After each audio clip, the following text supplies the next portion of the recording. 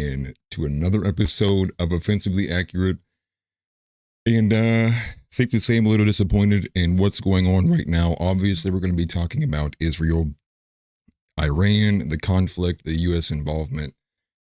I debate on if I should do a video for this or if I should just do a stream. And seeing just how fast the news cycle is moving, I was like, I knew I have to stream because I could make a video and it'd be entirely obsolete, a couple hours later. Just seeing how quickly a lot of this stuff is moving along here. And, and really the title of this should have been that the fact that the U.S. already is at war. I think really everything outside of it, what we're seeing now, a bunch of kind of semantics argument, and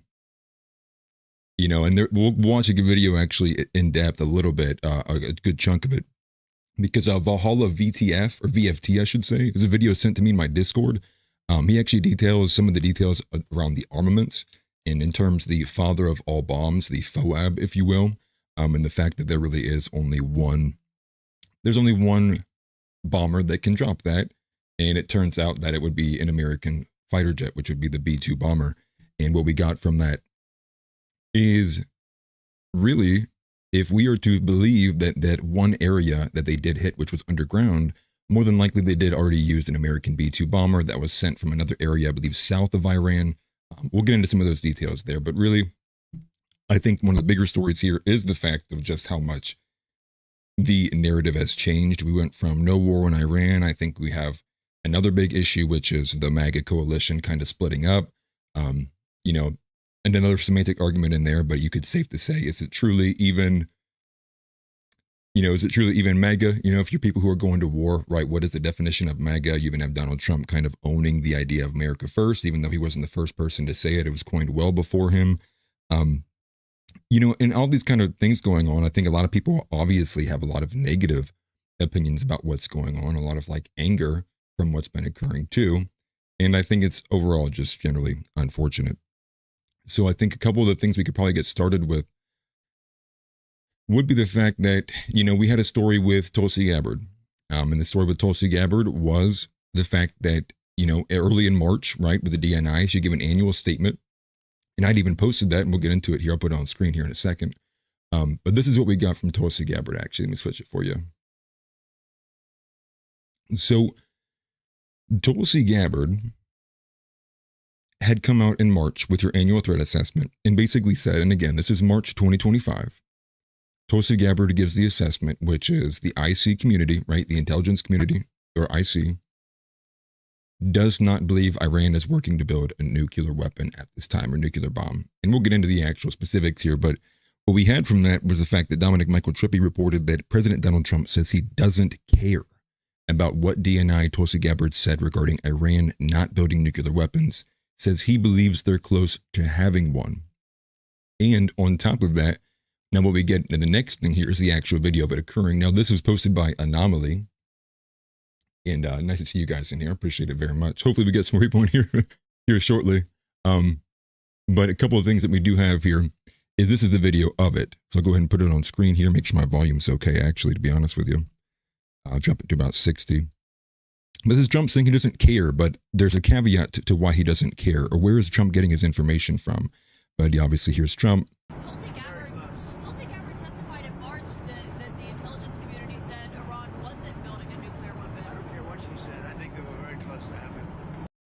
So he says, I don't care what she said. I think they're close to having one. Which then, you get another narrative here growing, which is, with Anomaly, right? Trump hired Tulsi Gabbard to counter the deep state, then he sides with the deep state over her. But I don't think in particular it's really the deep state, actually. The post here that we got from AF Post, actually, highlights something even more important. They write that Trump dismissed DNI Tulsi Gabbard's March report that Iran isn't building nuclear weapons and is 3 years away from being able to produce and deliver one. Now, he responded with what we just saw in that video, saying he didn't care what she said. Now, they go on to say, AF Post says, Netanyahu shared supposed info with Trump, claiming that the Iranians had concocted a secret plan to weaponize the uranium and were marching very quickly towards one, which I think rather shortly, you can suspect that it's clear that Donald Trump is getting his intelligence from Israeli sources, or is seemingly giving the nod to the Israeli source of intelligence over what Tulsi Gabbard had been saying. And, to make it a bit more clear too, Tulsi Gabbard actually came out and said that she is on the same page as Donald Trump, which is a little odd when you think about it, because obviously those things don't seem to line up. So I went to actually go find the full statement of which. So let me see if I can find it actually. If not, I will go ahead and pull it up. I know it's on my page, but here was her statement. I actually took a screenshot of it. Let me go find it. So the full statement actually does give a take of the uranium. So here it is. I highlighted Iran just to make it a bit easier for everybody. So this was her full statement. And now it obviously touched on people like North Korea. It touched on other individuals that are, in the process of, maybe perhaps in the civilian programs of developing nuclear technology.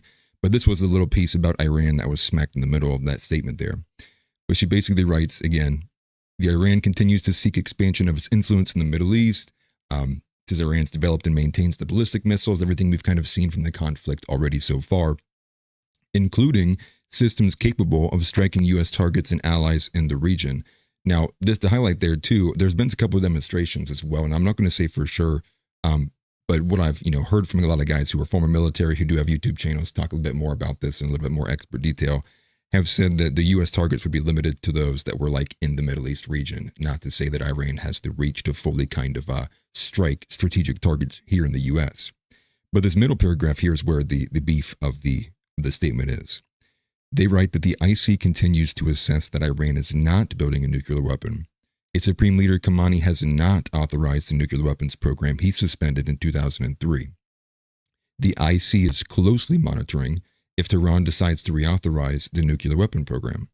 In the past year, we have seen an erosion of a decades-long taboo in Iran on discussing nuclear weapons in public, likely emboldening nuclear weapons advocates within Iran's decision-making apparatus. Iran's enriched uranium stockpile is at its highest levels and is unprecedented for a state without nuclear weapons. So that is largely the part that I believe she's saying is on the same page with, which is to say, what she's on the same page with, and the reason why they are moving to this position is actually coming from an IAEA report. Okay, so this is actually going to the report that monitors, or the agency that monitors these kind of nuclear programs, where they have different kind of monitoring systems where they detect what level the uranium is, the rate the uranium is enriched to, depending on maybe the way the centrifuge is moving. And there's a lot more kind of scientific stuff to it. But what we have here, though, is from Tulsi Gabbard, right? So she's in agreement. This is her statement that she comes out. I believe this was actually my response to that. But this is from Nick Sortor, right, from what I had quoted with that, writing that DNI Tulsi Gabbard confirms that she and Trump are on the same page. And this is largely in response to as many people who have been posting, like you have Dave Smith, you have like Cassandra Fairbanks, you have a lot of individuals who are basically pulling out these videos and these tweets of Tulsi from just a couple months ago, and then highlighting and saying, like what changed, right? Like what changed? But the reality is even in that March 2025 report, it still did have a bit about the uranium. So I guess, give Tulsi a little break there. But the weird thing was that Tulsi put out this video of a nuclear warning. Like it was like a nuclear holocaust warning. And this is from Monitor X, but this is a little wild. And some people have actually already called for her to resign, not in the sense of like she failed, but resign almost in protest against what the administration is doing. But here is Tulsi Gabbard giving a full warning of the nuclear holocaust that she perceives, or really just a nuclear fallout, really. I recently visited Hiroshima in Japan and stood at the epicenter of a city that remains scarred by the unimaginable horror caused by a single nuclear bomb dropped in 1945, 80 years ago. It's hard for me to find the words to express what I saw, the stories that I heard, the haunting sadness that still remains. This is an experience that will stay with me forever. Yet this one bomb that caused so much destruction in Hiroshima was tiny compared to today's nuclear bombs. The bomb that was dropped on Hiroshima had a yield of just 15 kilotons of TNT, whereas today's nuclear warheads range in size from 100 kilotons to over 1 megaton. A single nuclear weapon today could kill millions in just minutes. Just one of these nuclear bombs would vaporize everything at its core. This. If you were asking me, I think that's a clear kind of counter signal to obviously what I think she perceives is going on. And some of the more specific details with Tulsi in there as well is what that was reported that yesterday she actually was not even involved with, I believe they called it like the David meeting, with one of the meeting with a lot of Pentagon officials, but she was there today, which is a little odd that, you're having all these meetings as it pertains to, military involvement, with a lot of, propaganda, intelligence flowing and, the DNI. Top of the, the top of the DNI there is not present, which is a little odd. But again, one thing that we've known for a long time is the fact that there is actually like a civil war happening inside the administration in terms of the interventionists versus the non-interventionists. This is going back to things like Signalgate, when it gets leaked to the Atlantic about the plans, the strikes, everything has kind of been, constant counter signals. And that's one thing to really kind of remember through this all is it's hard to take anything during the fog of war period as kind of straight up fact. For example, earlier today, right after they had the meeting at 1 p.m. today with Donald Trump, there's like 3 different outlets, major outlets, and one's reporting expect Donald Trump to give a statement after the meeting. Another one says Donald Trump will not be giving a meeting after the 1 p.m. get together. And it's just all back and forth. And just like you get, you go to like Israeli channel 14, Israeli channel 12, they're reporting instances where, U.S. officials involved here, or the U.S. doing this. And then you end up getting, you have these other, you have the U.S. media corporations coming out and saying, U.S. official denies, they haven't said anything yet. U.S. official this, U.S. this. And so even just today, because I've been kind of monitoring X all day and watching how it just goes back and forth, back and forth, back and forth. And it's so, and again, it's just proof to the fact that there is so much, I hate saying misinformation, but it's just so much propaganda. You don't know what's real. You don't know what's even like a virtue signal to, domino effect another news report coming out. And then again, some of these companies obviously have an agenda. So they're saying things, to get people to, get the sentiment buried into them. So they think it's happening, even though it could be entirely fake, or to build sentiment such as that too. And it's just generally overall a pretty unfortunate thing. Also, it is nice to see everybody in here too. I appreciate everybody for being here. I do want to try out something. I think this, hopefully this will work. Let's try it out. Marcus Young says, "Sup Atlas. Donald has betrayed us." Yes. Yeah. And we're going to get to the Dave Smith thing later on here in a little bit. But I actually said it even before Dave Smith did. I think Donald Trump should be impeached for the involvement here. I really have zero tolerance with this kind of forever wars. I do largely believe the U.S. has been lying in terms of a lot of the overall instances of the negotiations. I really don't think the negotiations were done in 100% transparency as well. And again, I know a lot of people are going to obviously like hate that take, and again, I'm not someone who's like a never Trumper.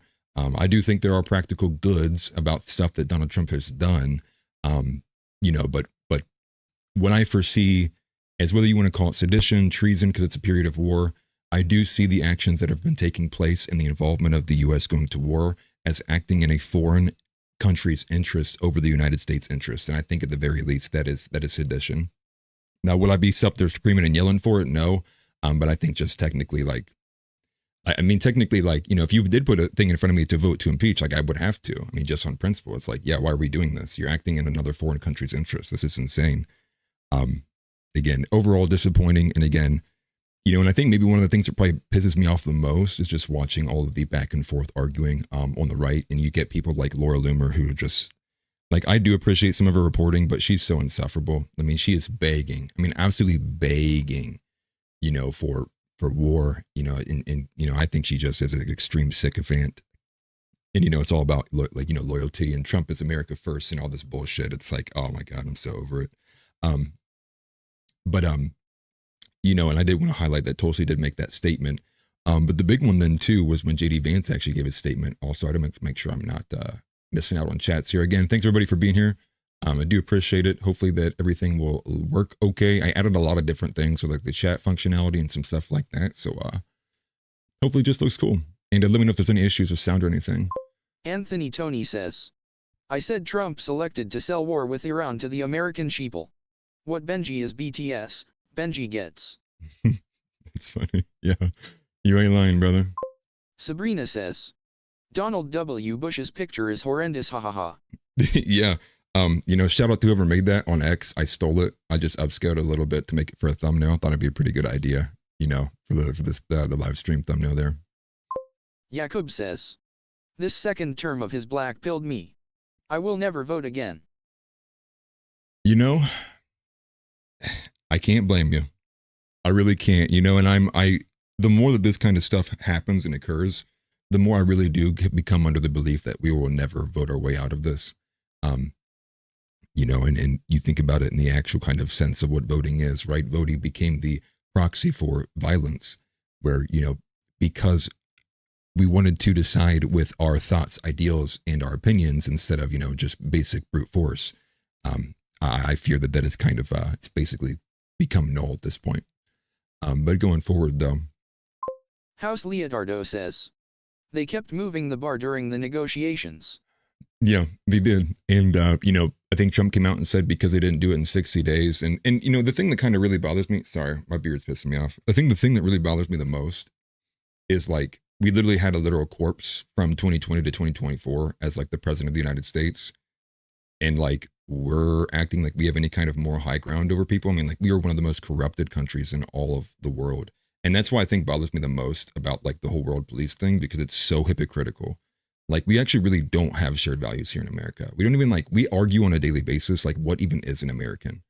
And to expect that us with like a bajillion problems going on in our kitchen, in our bedroom, like we're going to be the moral authority on some kind of issue somewhere else. Now, maybe you can say, relative to like other places, we probably could be even with all of our problems. And I would agree with that. But it just pisses me off with the world policing stuff. It's like, we clearly don't even have our own citizens' interest, at heart. So I can't damn near expect that we're going to have like the foreign areas and foreign countries' interests at heart too. But like, that's even a thing because we should be worried about America.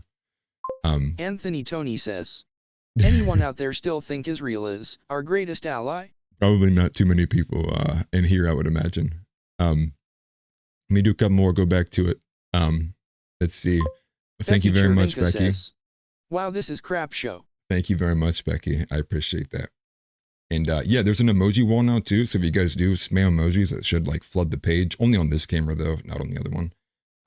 I'll fix that later on if I can get it to work. But with that though, let's go to the JD Vance post. So JD Vance actually came out and made a statement himself. I think this is the actual AF post here, but it's split up here from what we have from JD Vance though. But AF post writes this, that the Vice President JD Vance said that Trump may decide he needs to take further action to end Iranian enrichment with direct intervention in Iran. And while people are right to be worried after the past 25 years of failed foreign engagements abroad, they should trust him. Vance also bashed Iran for refusing to scrap uranium enrichment entirely and parroted the IAEA report, which was supplied with Israeli intel, that Iran is enriching uranium beyond civilian levels. Now, one thing that I actually did do in terms of this IAEA report was I wanted to look into it a little bit. So I did. I did do a little bit digging, and we'll go through that here in just a little bit, actually. Now, the thing that was crazy to me about it, because the one thing I wanted to verify, which was supplied with Israeli intel, right? That was one of the things I was like, okay, I see that, I get it. But I want to kind of make sure I can kind of verify this or at least understand why they're saying something along those lines. And this is what I found. So let me go ahead and pull up a couple of these links here. So this is one of the first articles that I came across, and this is actually a Russian news publication called TASS. So take that with a massive grain of salt, obviously. Let me go ahead and knock a couple of these out here. This is what they write. The IAEA. Let me explain what the IAEA is first. Let me actually go ahead and put it up on screen so we get an understanding. Oh my gosh. Hey, autofill, man. So it's the International Atomic Energy Agency, right? So right here. They are the people, and we'll just click on the page here. They do a lot of monitors and reports. This is their topics, their resources. They basically do a bunch and pertain to, annual reporting in terms of what the international state of atomic energy is. So they do a lot of kind of, different kind of processes. They recently built a new program to monitor enrichment of uranium. And so that's basically who they are. But this is the article here. So again, this is from TASS. This is from a Russian news publication. So again, take it from what you will. And there's a couple other ones go to as well. But they write the headline, is that that agency actually cooperated with Israel against Iran. Now, clearly, Russia is being allied with Iran, so, it would make sense why they would, be aligned with that, because they're allies. Maybe why they would say that. Also, let me make sure I can get this off screen. Okay. I was like, how do I do that? There we go.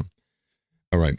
So this is what they write here. It says that in an operation to gain access to a secret archive of Israeli documents, the Iranian Ministry of Intelligence discovered that the IAEA had been passing confidential letters from Tehran to the IAEA containing sensitive information to Israeli intelligence agencies through secret channels. Fars news agency reported on Tuesday, and Fars is another foreign news company, citing a source in the Iranian intelligence.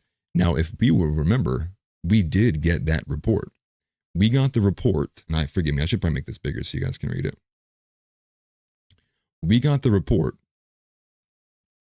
that Iran had stolen nuclear intelligence, nuclear secrets from Israel. And that was kind of a lot of what had spurned some of the, a lot of the movement over there, was because that was kind of like one of the initial responses from Iran. I think it happened before the initial strike from Israel. So this is kind of, right before we get the actual kinetic warfare. But they go on to write, these documents clearly show that instead of playing a neutral role, the IAEA has become an instrument serving the objectives of the Zionist regime, the agency quoted the source as saying. So I won't read the rest of it, but the gist here is that the actual head of the IAEA is in bed with Netanyahu and Israel intelligence. And I believe they even wrote, if I can find it, if it's on here, maybe it's not on this one, it's on the next one. There's supposedly a direct line from the head of the IAEA to Netanyahu, actually. They call each other regularly. They have a phone cell. They have each other's numbers. So this is from Al Mayadeen. This one I'm actually more loosely familiar with. I actually sourced them a little bit when I did my documentary for Project Esther. And again, I got to make this a bit bigger so you guys can read it. I'm sorry. But they write that Tehran unravels documents exposing secret IAEA Israel collusion. Iranian intelligence files raise serious concerns about the IAEA's impartiality. So again, here's another outlet covering that as well. And again, the IAEA Director General is Rafael Grossi. And so they're saying there's collusion going on. That is what Iran is alleging, along with the other these foreign, other foreign agents that are involved in this here too. And so the documents suggest that Grossi coordinated directly with Israeli officials. And it says the unveiled documents implicate Merav Zafari Odez, Israel's permanent representative to the IAEA from 2014 to 2016. And they write that he played a pivotal role in advancing Tel Aviv's position within the agency. And so, perhaps there is a bit of truth to this, right? And I think the biggest thing here too is ignoring Israel's own unmonitored nuclear arsenal. And I think that brings you to really what is a major crux point in what is going on, which is the fact that, again, Israel has a nuclear supply. Israel's not in the NPT. Why is Israel not in the NPT? Well, if you ask Google, let's see if I can get it to give me the same answer again. If you ask Google, why is Israel not in NPT? I'm not even joking you. This is the most retarded thing you will ever see for an AI overview answer. But here it is. This is what they write. And I'll zoom in on it. Here's why. Okay. So it says that Israel is not a party to the Nuclear Non-Proliferation Treaty, the NPT, which I believe there's literally only 4 countries in the entire world that's not a part of. And I think it's India, Pakistan, North Korea, and Israel. So what a crazy list to be on there, right? But this is what they write. Israel's policy of deliberate ambiguity regarding its nuclear program prevents it from joining the NPT, which requires states to either renounce nuclear weapons or declare them. So basically, they argue that it's because Israel's decided that they just want to keep it ambiguous. That's the reason. I'm like, why can't Iran do that then? Right? Oh man, dude, But again, another major piece of the puzzle here is the fact that, again, we've all basically decided, or the powers that be have decided that, it's totally fine that Israel can do whatever they want with their nuclear arms. And in fact, many people don't even understand how they got them in the first place anyways. And hopefully we can get some more declassified JFK files in regards to that too. But again, and this is part of the, there's clearly, like when you have fingers on the scale and you act as if you are fully negotiating in good faith, it is clear that you are not. And one of the most notable things, I believe, from this entire thing is the fact that if you looked at it purely from an objective American standpoint, and you were to say, what is in America's best interest? Well, first and foremost, in America's interest, most best interest would be not to go to World War III at any cost, right? At literally any cost. Well, I say that, but largely you want to avoid World War III as much as you possibly can. So if a solution to that would be to either equalize the region or chop them both at the knees, so either allow Iran to develop its nuclear program or denuclearize Israel, those options weren't really on the table in the first place, which was largely a lot of what they were arguing for, right? They want to be equalized. And I go back to, again, this whole kind of, this idea that, again, we are the moral authority is like, I mean, can you imagine, Iran being talked to by a bunch of, U.S. individuals, knowing what's been going on in the U.S., knowing that like how in bed we are with Israel, as if like we are some kind of neutral, moderator in this kind of discussion. It was never in good faith. They were never going to honestly even entertain some of the big ticket items Iran wanted, which is where you get this whole kind of like, I mean, it's just ridiculous, right? At the end of the day, it's honestly just, it's ridiculous. And it is sad. But moving on, I found a couple of those articles. And again, I think there is an argument to be made there, which is, the IAEA could actually be legitimately biased, and their monitoring could largely be done in an attempt that if it's supplied with Israeli intelligence, it could all just be bad information meant to be put and funneled through a neutral organization so that everyone can point and look to it, only to realize on the back end that largely a lot of the information they were getting was biased in the first place. But as to the report itself, though, that is one thing I do want to go to. Make sure I can grab this. Oh, man. I'm an idiot if I didn't save that. Yeah, okay. Let's do this. We're going to find it real quick, actually. I'll go ahead and catch up on chat here in a little bit. Let me go ahead and pull it up here. Anthony Tony says, Becky, don't go away mad, just go away. That's funny. Foundational White Wakandan says, Israel has proven that they are not responsible enough to be given weapons from America. Facts. Real. Anthony Tony says, ZOG is real. Yeah, we're in it. We're in it. SP says, smash that like button. Yes, thank you. Yes, if you are watching, make sure you definitely smash the like button. I get paid more if I say that. No, just kidding. It does help my channel though. Anthony Tony says, a website, AIPAC Tracker, has the amount of money AIPAC donated to who? Yes. Yeah, AIPAC Tracker is pretty good, especially on X. I think they ratio people all the time. They come in with their nice graphic of how much money has this person received from AIPAC. How lobbied are these individuals? But I do want to go to that actual report here. So I'm going to make sure I can find it here. It would have been the IAEA. It was the IAEA Monitor Report 2024, I believe.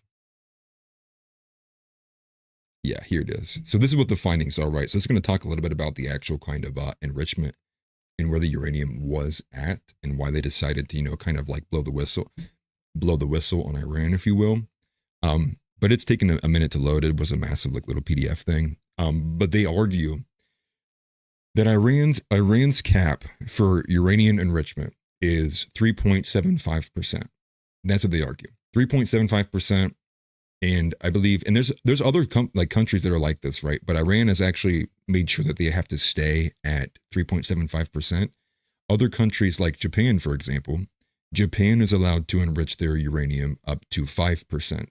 And then depending on certain approved projects, they can go up to 20%, but they've toned those back since then. So it's not out of the blue that other countries have gone past the limit or threshold that Iran has. It's just that, everybody decides to freak out when Iran does it, and again, where was this response when North Korea got nuclear bombs? Where was this response when, I mean, Pakistan. You could name so many other countries that have gotten nuclear weapons, and not a literal word comes out, or at least not in the same way that people freak out about Iran, which again by itself is enough to raise your eyebrows at. Foundational White Wakandan says, AIPAC controls the Senate. Trump has to help Israel if he wants his bill to pass. Yeah, ultimately, sadly, that is a reality. I can't remember the exact number. I mean, obviously it's the majority of them, but I think Ian Carroll put out like a little paper not too long ago. It was like a little graphic that showed just how many individuals were being lobbied or had accepted money from, AIPAC. And I think you can even just kind of go to some of the testimonies from like individuals like Thomas Massey, who goes like, it's everybody. I'm like the only one who doesn't have one. You go to like Jim Jordan, who got ratioed the other day because he made a comment about the riots. Like, if you're waving a foreign flag in this country, you just need to go to where you're ever, or something like that. And then everybody like was posting a photo of his office, and it's just a massive Israeli flag outside of his door. It's like, yeah, what's the principle here? No foreign flags except who, right? Except who? It's every time, it's every day. It's so nonstop. But I do have at least, I have the meta-analysis. I don't want to download the PDF and waste time doing that. So I'm going to put this on the screen here. So this is the Institute for Science and International Security, who did an analysis of the report. And so here's what we have here, actually. So that's the findings here, and it's the main part really just on these first couple of bullet points. So this is what they said their findings were. So they said that the findings was actually that instead of being able to be, instead of obeying the law and being under 3.75%, they found that Iran at this point can actually convert its current stock of 60% enriched uranium into at least 233 kilograms of WGU in 3 weeks, saying that, at that rate, they could build 9 nuclear weapons at the rate of what they have found or have monitored. And I do believe that they have to get it to around 90% to be full-blown considered a nuke, like an actual nuke. But again, I could be wrong about that. But again, 60%, way beyond the 3.75% that they are allowed, or which is enforced by, I believe, not even the IAEA. There's another agency that it gets so confusing. It's so ridiculous. That's what it is. The JCPOA, I believe, is the agency that actually enforces, if enforces action or fines or something along those lines if these countries don't obey their kind of actual specific details of their nuclear programs. But this is where, this is the report, right? So this is basically what we're seeing and what is driving. This is the intelligence that they're looking at that's making Trump and the administration go, okay, let's go. Okay, let's move forward with this. Now, again, like I had said, there's a lot of foreign agencies, Iran, Russia, and then, Al Mayadeen, which I forget where they're based out of, are all reporting that they think that the IAEA's report is actually biased and it was used with Israeli intelligence or supplied by Israeli intelligence that was maybe not true or false or fake entirely, or maybe just maybe leading a little bit, or hyperbolic in that sense. So that's just, again, something to maintain or something to think about as we go through all this, though. So to get to maybe a bit more of some of the specifics, actually, of what's going on, this is something I did want to make sure I actually covered through a little bit. Make sure I didn't leave anything off here. Actually, that's right. Let me actually go to this, actually, because I want to cover a couple of things. I have so many bookmarks saved because there's so many things here. I promise you I will get to chats if you guys are typing them in. I do appreciate the engagement. This is from Robert Barnes. Now, if you are not familiar with Robert Barnes did I believe a co-stream, or still does, possibly with Viva Frei. That's largely where I heard of Robert Barnes. He practices law. He does a lot of kind of law coverage. He goes into like details. He was a common guest when they were going through Trump cases and the details and kind of getting his opinion on those things. He's a pretty intelligent guy for the most part. So he quoted the J.D. Vance statement, which J.D. kind of largely is signaling his support for Trump and, and repeating the line that, that Iran can't have a nuclear weapon, right? Like that's the statement. And he kind of goes through the detail. And then you end up getting, Cassandra Fairbanks, right? Now, she responded to this whole thing, asking, are you saying that Tulsi and the 18 U.S. intelligence bodies backing the opposite finding less than 8 weeks ago are wrong or lying? So then he says, no, I'm not saying that. But then he says, first off, her testimony was in March and a lot has changed since then. Second, if you look at what she said then, her point about uranium enrichment is consistent with what I wrote above, which is what I thought they were going to make a point about. which is the fact that she did make a statement about the uranium enrichment in March. Okay, so it's like there is some kind of like, okay, I don't think it is entirely that, and it's odd because if she's reporting that in March, but she leads with, I don't think, right? Like, I don't think that Iran is working towards building a weapon. The IC doesn't believe that Iran is building a weapon. They believe that it's not even close to anything that they've been running since the 2003 program. But then you still have that little bit with the uranium enrichment. Why weren't you blowing the whistle then? Right? Like, why was this a bit more of like a at ease soldier kind of statement than it was like, okay, there's some stuff going on. I find it very, very, very inconsistent. But we're going to go through some of these things with, again, some of probably my least favorite pundits too, because again, the worst people seem to have the loudest voices generally, for whatever reason that may be. But let's go to Orrin McIntyre. I think it's Orrin McIntyre. I think it's how you pronounce it. I'm pretty sure. So he said it would be nice to get clarification on this, because Jesse Kelly he's being quoted, writing, we'll have a new DNI soon, which makes me think, again, is Tulsi on her way out? Is she going to get fired? Is she going to resign? That seems like a little bit odd. I'm not sure. Crazy stuff going on. And again, that speaks to just how much everything's just flying around here. But Orrin McIntyre writes, it would be nice if we could get clarification on this. Tulsi Gabbard, like a number of unconventional Trump appointees, was placed in her position due to her hostile relationship with the deep state actors inside the organization she runs, largely making the point that she was brought in purely to be a ward against this kind of deep state, military industrial complex, Jewish, just nonstop, bloodthirst to go to war in the Middle East. And it seems like we're pushing her to the side for all these other things. And it's like, it is a little bit odd. And I do think that would be a development to watch, kind of, see what happens to Tulsi Gabbard. Because again, kind of a little weird that you make a video about the nuclear, fallout of, Hiroshima, right as you are on board with Donald Trump striking Iran. It's it's odd. I don't really know what to make of it. Let's go to chats here and catch up with some of the stuff that's going on. Let's see here from the Midwest Request. The Midwest Request says, unpopular opinion, the USA, Saudi Arabia, UAE. The Midwest Request says, and Israel are making a play to control the area finally. Yep. King Soloings says, I wouldn't want any Muslim country to have nuclear power. Not for Jews' sake. Sabrina says, Iran has demonstrated its geopolitical and diplomatic maturity by never escalating. The propaganda machine makes sure to flip the script.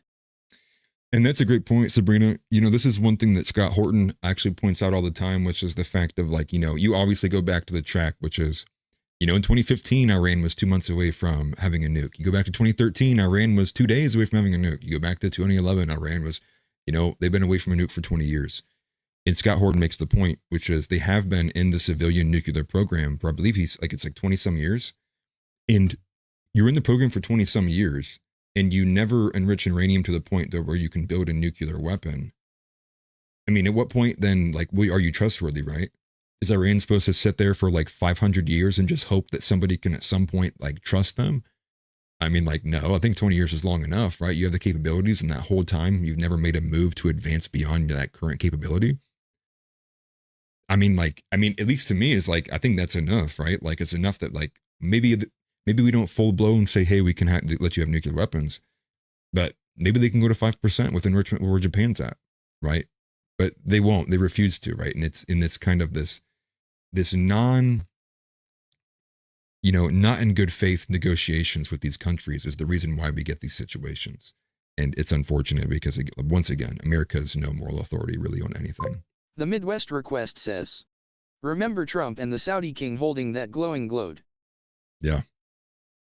Yeah.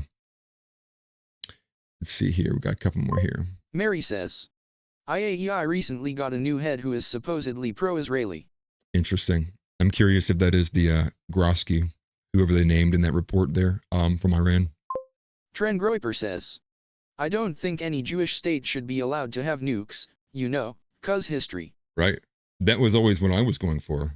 I always thought the best solution would be for us to look at, Israel, like the yapping dog that it is, and say, dude, shut up. We're we're going to pull this out, right? Like, you're gone.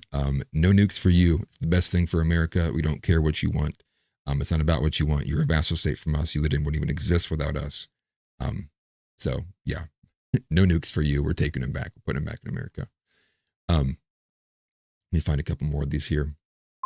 Godfidence in Jesus Christ says, I voted for Trump, and I regret it with all my heart.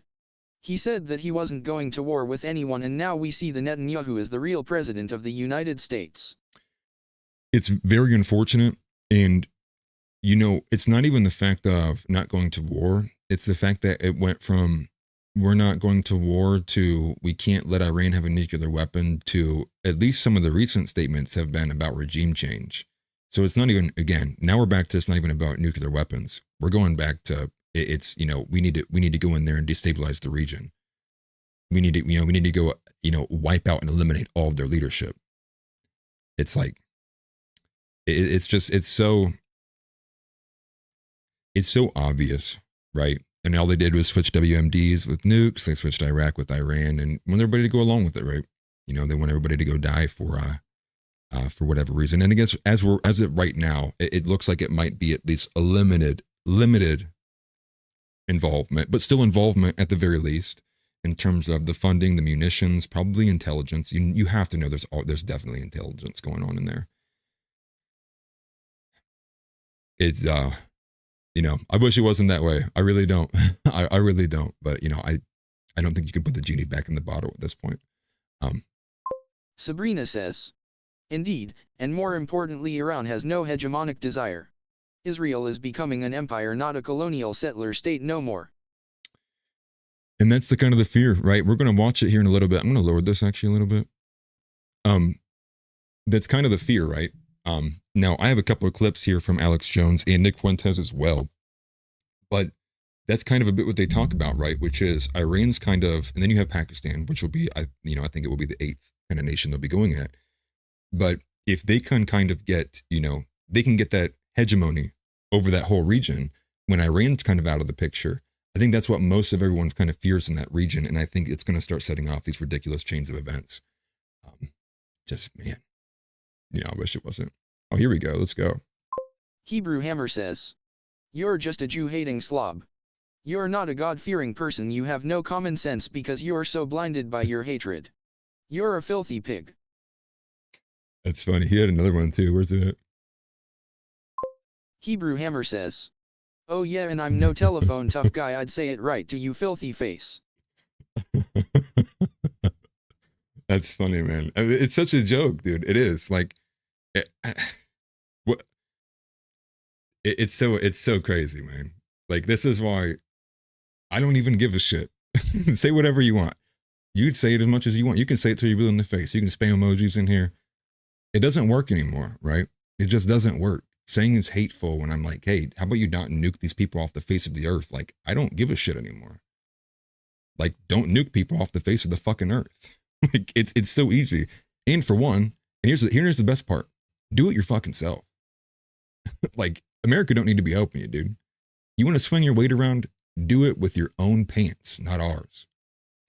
Tren Groiper says, it's obvious, but when Netanyahu comes to the US to do a war rally, he gets 75 standing ovations from our politicians. Yeah, it's so cringe. When they're like cheering, it's like, whoa, it's like the king arrived? Is that like our new president over here? It's just wild. But yeah, I agree with you. Anthony Tony says, Jesus Christ, my king, the original anti-Semite. Yeah, facts, right? King Solowings says, damn Sabrina based as fuck. It's funny. Anthony Tony says, Hebrew Hammer LMAO straight out of the synagogue of Satan. 3 Manu 3 LS0N says, no matter how small, doing God's work is salvation. Thank you. Yeah, you're welcome. Hey, listen, you guys make up the majority of the show, honestly. So I'm just a guy who reads news, right? No, it sounds like Tim Pool if I say it like that. Forget I said that then. I do want to go to the Dan McKnight page here, or post actually. So I'll put this on screen actually, make sure I can get this away. Anthony Tony says, Jesus Christ, my king, the original anti-Semite. Yes. So here's what I'm going to put on screen, actually. This is from Bring Our Troops Home. Now, if anyone's familiar with the other show that I'm a part of, I actually was able to interview Dan McKnight not once, but twice, who is runs this organization, which is Bring Our Troops Home, which was talked about at length by Scott Horton, too. Scott Horton, I think, talked about it on Timcast IRO, and I believe a few other places, too. But largely, the act of Bring Our Troops Home makes it so specifically the National Guard has to, there has to be an actual act of war from Congress or a vote from Congress before the National Guard can be mobilized to do anything outside of stateside duties.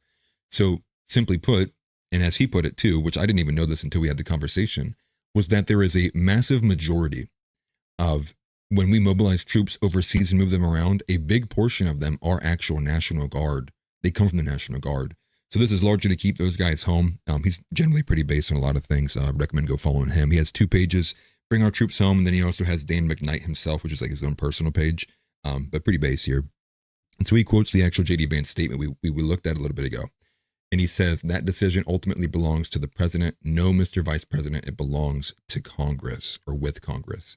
And that's what we're also seeing, another side, a subplot to the main story here, right? Which is you're getting Thomas Massie and AOC and many other Democrats coming out and agreeing with Thomas Massie. I don't know if many other Republicans have come out with Massie, but they're basically putting their, co-signing Massie's bill or his introduction with this legislation, which is exactly that, which is to prohibit any involvement from the U.S. towards Iran, or I believe even Israel, without an actual direct vote from Congress to go and do these things, which I think is great, which is the kind of the federal and more specific version of what Dan McKnight does stateside, which I believe like Arizona and a few other states have adopted that legislation. I'm pretty sure Arizona has for sure.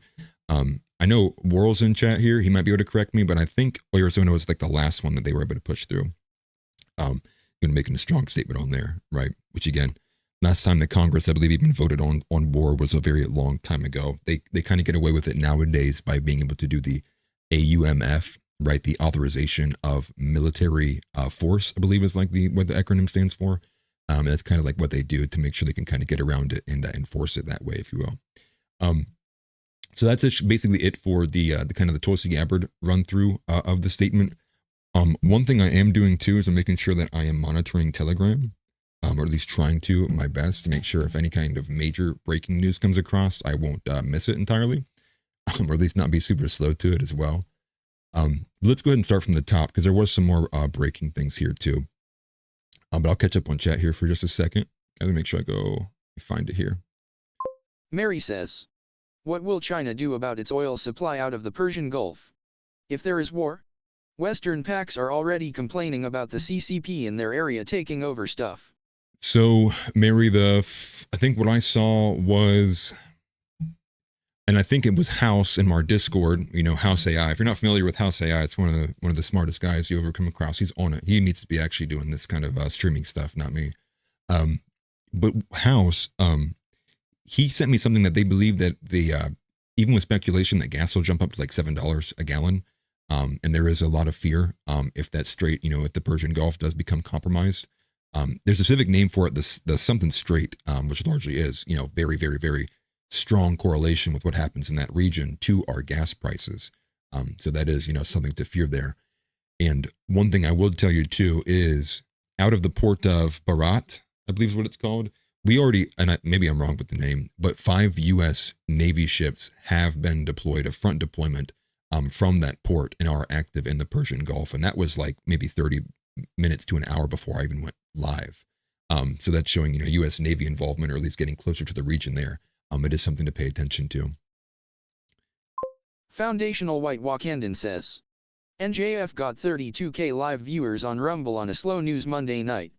ZOG is losing control. Well, I'm pretty sure, I guess on Monday. One of these days he went up to like 50 or 70,000, which was crazy because I think the side-by-side was Charlie Kirk was at 7,000, which was just like wild.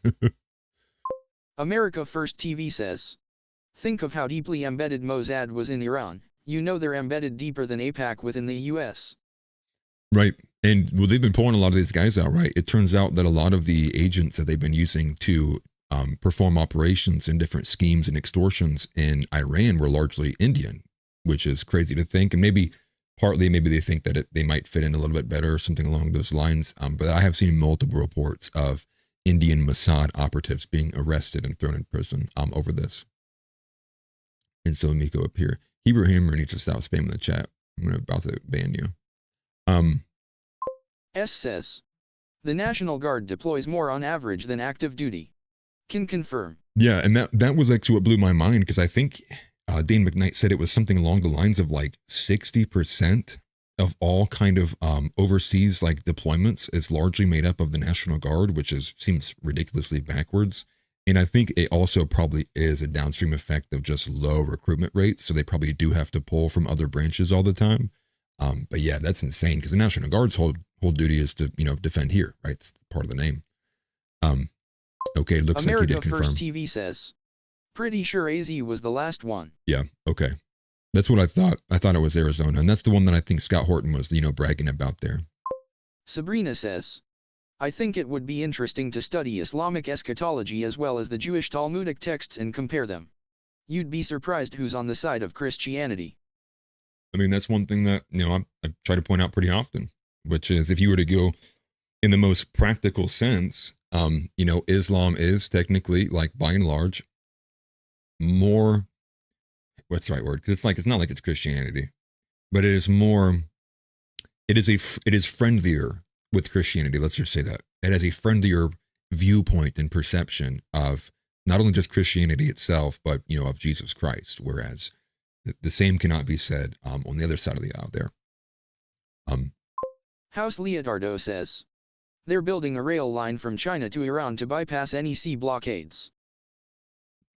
And that'll be the real ringer, is when you see China mobilizing. I believe Russia said they're not going to get involved, but I really don't believe them. And the UK is deploying people too. We'll get to that here in a second. I have some of these kind of the foreign involvement coming up. But we caught up here. Looks like House Leotardo says, Chinese President Xi Jinping and 5 Central Asian leaders signed a treaty declaring their nations' eternal friendship during a summit in Kazakhstan today. Yeah, that's not good. That's not good at all. And I know people have been paying attention to the flight maps too. There's a lot of concern early on as well when there's a Chinese flight to Luxembourg, but that was a false alert. And I would imagine, even if it wasn't direct involvement, China's probably looking at Taiwan, like rubbing their hands, like ready to go, ready to take it over.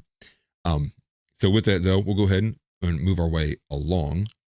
Right. So this is, the timeline as it's happening, right? And we're kind of moving past this as it's happening. But again, President Trump considering immediate U.S. strikes on Iran from Axios, and that was at just before 1 p.m. So right before they had the meeting there. And so moving on from there, though, one thing that actually occurred that I took notice of, and I'm glad I bookmarked it. So you're going to notice that I'm not going to be able to pull up a tweet here. It says, this page doesn't exist. Try searching for something else. They deleted it because it was from Raw's alerts, but I got a screenshot of it because I captured the metadata in my outline. But this is what it says. Okay, Trump quietly and privately authorized a plan for regime change in Iran. That's what they reported, right? So you can read that subtext here because that's all I have left for the deleted tweet. But that's what Raw's alert said, right? So maybe it was a false report. That's why they deleted it. That's why they got rid of it. But still, by and large, something that I wanted to make sure I paid attention to because I thought it was, obviously important. That would be the changing stance there. Let me go ahead and get rid of a couple of these guys. Clean this up a little bit. All right. And then from there, we have the UK military forces. I actually caught this from Phil Labonte. Phil Labonte writes, this is insane and unnecessary. Breaking from open source intel, the British Defense Secretary confirms UK military forces have started deploying to the Middle East, and that was at 1:09 p.m. So again, right around the beginning of this meeting, or maybe it was at the end of the meeting. I can't remember. It either started or finished at 1 p.m. There's been too much news. It's been flying past me today. And then we have a statement from Russia. Now, this is what their statement is. Russia says from Bricks News, Russia says Israel's attacks on Iran are illegal. And I think, it's not put there and they didn't follow up with it, but they did largely argue that the attacks, because of the way they were around the nuclear plants in the facilities, That's why they're illegal. But again, nothing's really fair in war. I know there's war crimes. I get that. But at the same time, like nobody ever honors it. It's always an after the fact thing. So here's the thing with the U.S. Navy forces being deployed there. So this is us, the U.S., and it's Bahrain. That's what I was trying to think of. Bahrain. Maybe it's Bahrain or Bahrain. But it's 5 of them along the Persian Gulf, and they have been deployed to conduct operations at sea. Now, if you want to know what Bahrain is, we'll go ahead and pull a map here. Bahrain port is in the Gulf. Let's look at an image here. This is Bahrain. That's probably not the best one. That ain't even a good one either. So, Bahrain. Okay, so here we are, right? This is where they deployed from. So, Israel's obviously all the way over here, and Iran's right here. So, we had deployment from here, and Iran's right here. So, it's right there. And I'm assuming to get them mobilized to begin probably just maybe some basic or routine kind of military kind of walkthroughs, patrols for the region, getting it set up initially. Because it's only 5, and I believe there were 5 smaller ones at that too, which is wild. Nice to see you here, Anthony Tony. Thank you very much for checking it out. I do appreciate you very much. You take care. Have a good rest of your day and stay alive, brother. But just to give you an idea of where the Bahrain port is at and where those ships were coming from. And so from there, you get the changing bit, right? Which is, I believe even earlier this morning, you had Trump asking, come back to the negotiation table, right?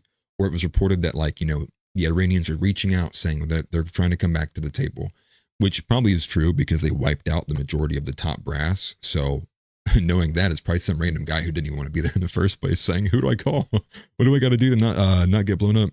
But then it was told by Dominic Michael Trippi from CNN that Trump was now favoring military action instead of diplomatic solution with Iran, which was unfortunate and began with a lot of what we're seeing right now here too.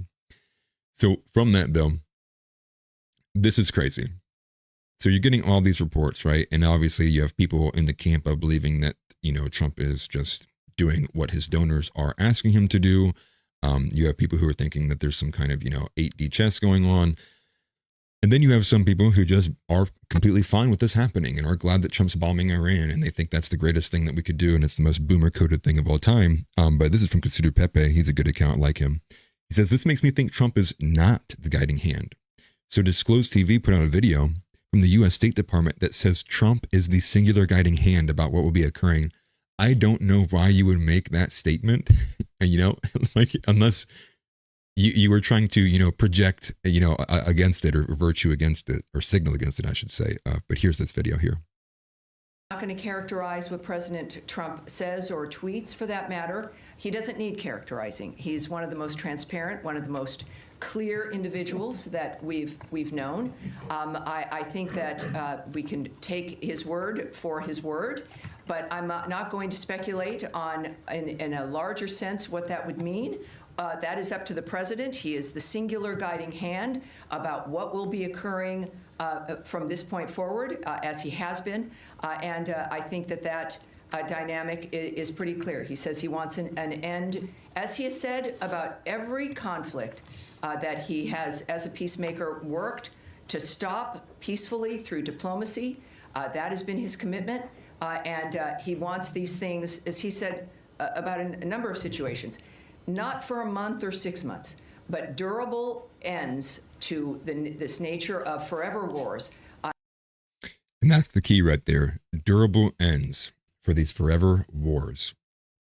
And it's crazy because, he makes this statement, right, that he's not looking for a ceasefire. He's looking for a durable end for these forever wars, which is then maybe not participate in one.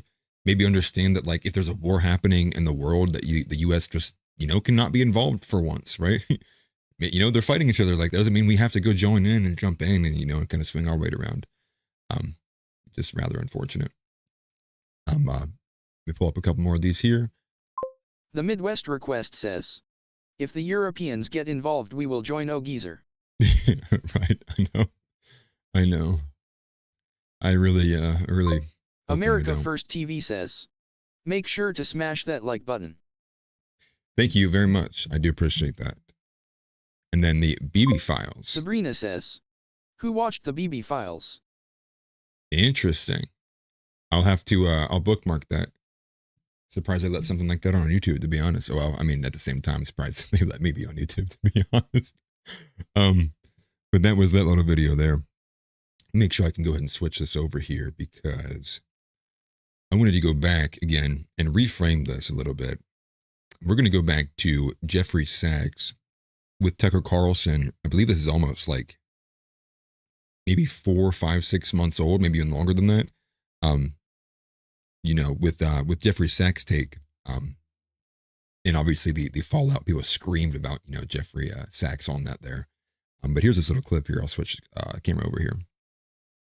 So this is from Russell Brand. Jeffrey Sachs, Netanyahu I regard as one of the most delusional and dangerous people on the planet. Then Jeffrey Sachs states that this conflict is not about U.S. security, but that it's Netanyahu's war. Says we've already fought 6 on Israel's behalf. Are we about to fight a 7th?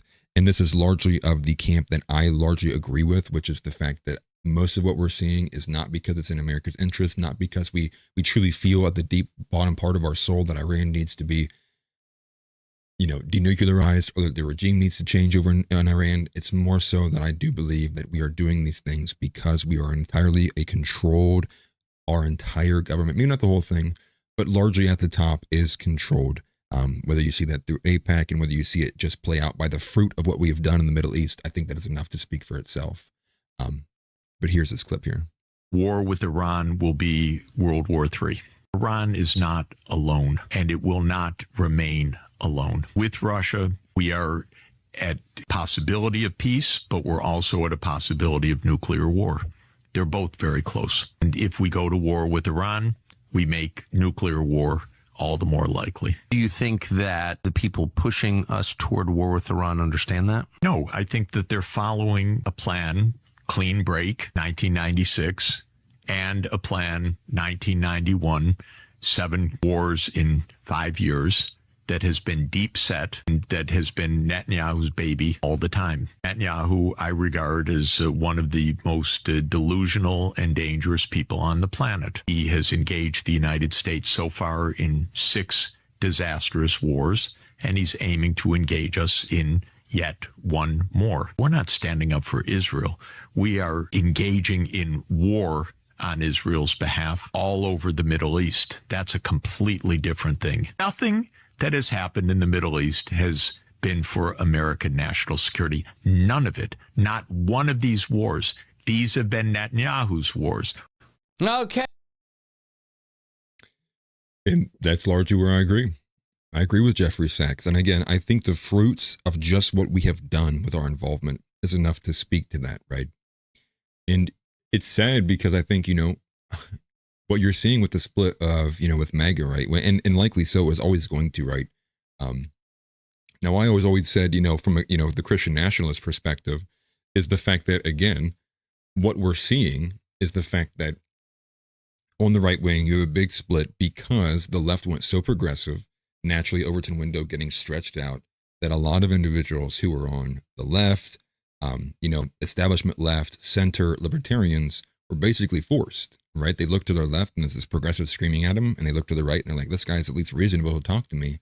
That's how you end up getting this kind of massive big tent coalition here, which is, to me, you know, it defeats the purpose of conservatism, right? Because conservatism, compromising constantly, actually leads for not conservative things happening. And now what we're going to see is on the crux of the anti-war kind of value set is where MAGA is going to separate and split the most. Now, Steve Bannon kind of made a little point to this, which is really, you know, the people who are separating were never really MAGA in the first place, which I do think is a little bit semantic. Because I think MAGA has actually come to mean the Big Tent conservatism that has been, you know, paraded around by individuals like TPUSA. Also, thank you both for the super chats. I do appreciate it very much. Thank you. And I will look at your comments here in just a second. And just to give you an idea of like the multiple kind of camps that are here, you know, you have the anti-interventionist who are just simply on the front of, I don't want to involve at all. You have the pro-interventionist who are like, you know, I desperately want to nuke these people because Israel. And then you have the camp that's the anti, which is, not only is it not good enough that Israel, not only is it good enough that we have peace in the Middle East, we need to go so far as to figure out just how deeply this other country has influence in our country. So, that's kind of like three big camps, really, and some people kind of fall between them. But that's largely the makeup of what you're seeing here when it comes to the split up from all these other individuals here. Let me go to the chats here, catch up on a couple of them here. The Midwest request says, did Iran get a hold of the Epstein files? It makes you think, right? And, it is sad, ultimately, right? We're going to get war with Iran before we get the Epstein files. And, I don't think we're ever going to get the Epstein files, to be honest with you. House Leotardo says, 7 countries in 5 years. It took longer. Yeah.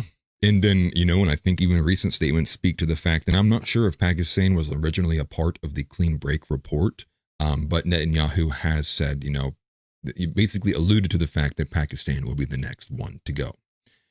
We have this here from Shep. Shep has donated $4.99 and says, what's your take on a U.S. isolationist future?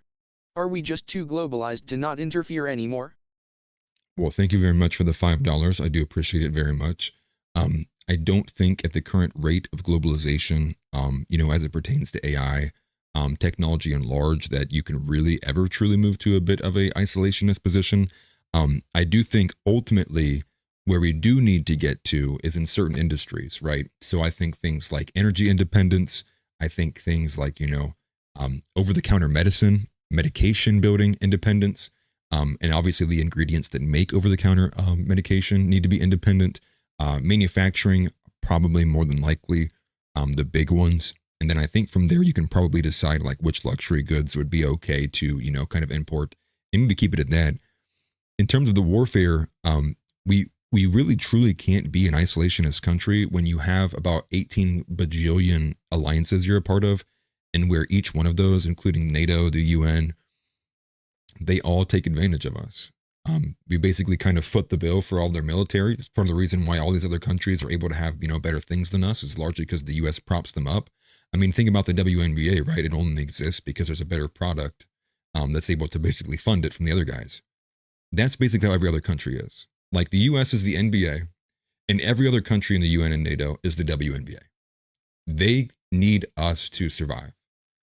And when you have all of these kind of defensive alliances that make up, 60, 70, 80, 90 plus countries, I don't think you can ever be isolationist, because at some point someone's going to be under attack and they're going to look to the biggest guy in the room and say, please, can you help us? Look, you have so much money over there in America. Can't you spare a couple billion for us? I just don't ever see it really kind of changing, to be honest with you. It's unfortunate. I mean, with the Christian nationalist coalition, I definitely think so. And I do think we will see some strong political shifting after this. I do think you will see, whether it's the Tea Party like it was under Obama, or whether it's, I'm forgetting the name of the other party I was going to mention.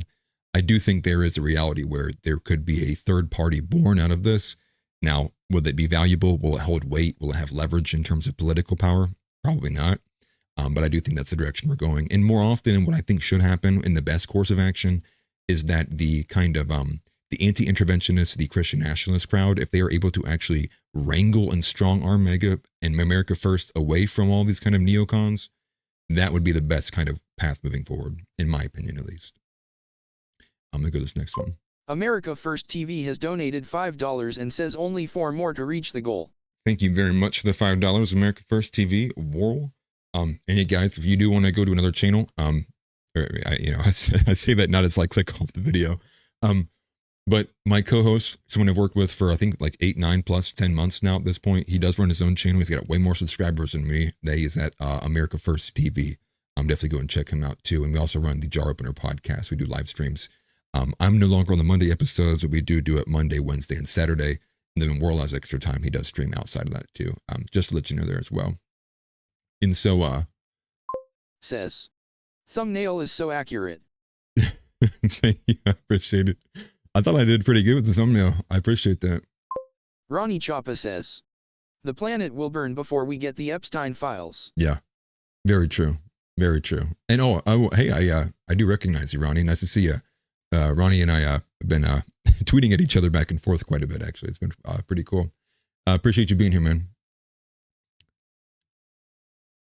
And let's see, what was the next one I want to go to? That's what I was The at. Midwest request says, Yeah, MAGA has become the Tea Party of old. And that's kind of like where my thought process is, you know, especially because the Tea Party largely was, it's strongly born out of the vast opposition to Obama and a lot of the inner goings that was happening there, and on the back end too, that hopefully what we'll get with this, and I mean, it does come with the cost that Trump has basically taken a torch to his legacy. But the pro with that, what we get from it is a strong chance with a lot of momentum to now, in a very malleable moment, to reshape what MAGA and what America First actually means, and who gets to be the people who get to be the thought leaders or at the top brass of leading that movement. And let's get some more of these kind of, grifter types like Benny Johnson out of the entire thing. King Solowings says, "No wars, deport immigrants, build the Golden Dome, regain white population, and install Christian laws." Right? The King Solowings for President 2028. Run on that, man. That's all the ticket you need. And thank you very much, Ronnie, for the $10. Has donated $10 and says, "Just catching the show, bud. We'll have to go back and see what I missed." Yeah, basically just covered some of the IAEA and their reports, their monitoring, and also the Tulsi Gabbard a little bit that was going back and forth. Obviously, many people were saying, hey, in March 2025, Tulsi said this. It's a little odd that we're doing this now, right? That's largely what we covered on the first half there and then some of the other countries' involvements. But again, thank you very much for the donation. I do appreciate the $10 there. And it's nice to see you, seeing you come over from X as well. Hopefully it can continue to grow. Now, one thing, and I don't know if Alex Jones deleted this or not, but we're about to find out. I hope he didn't. But this is from Alex Jones.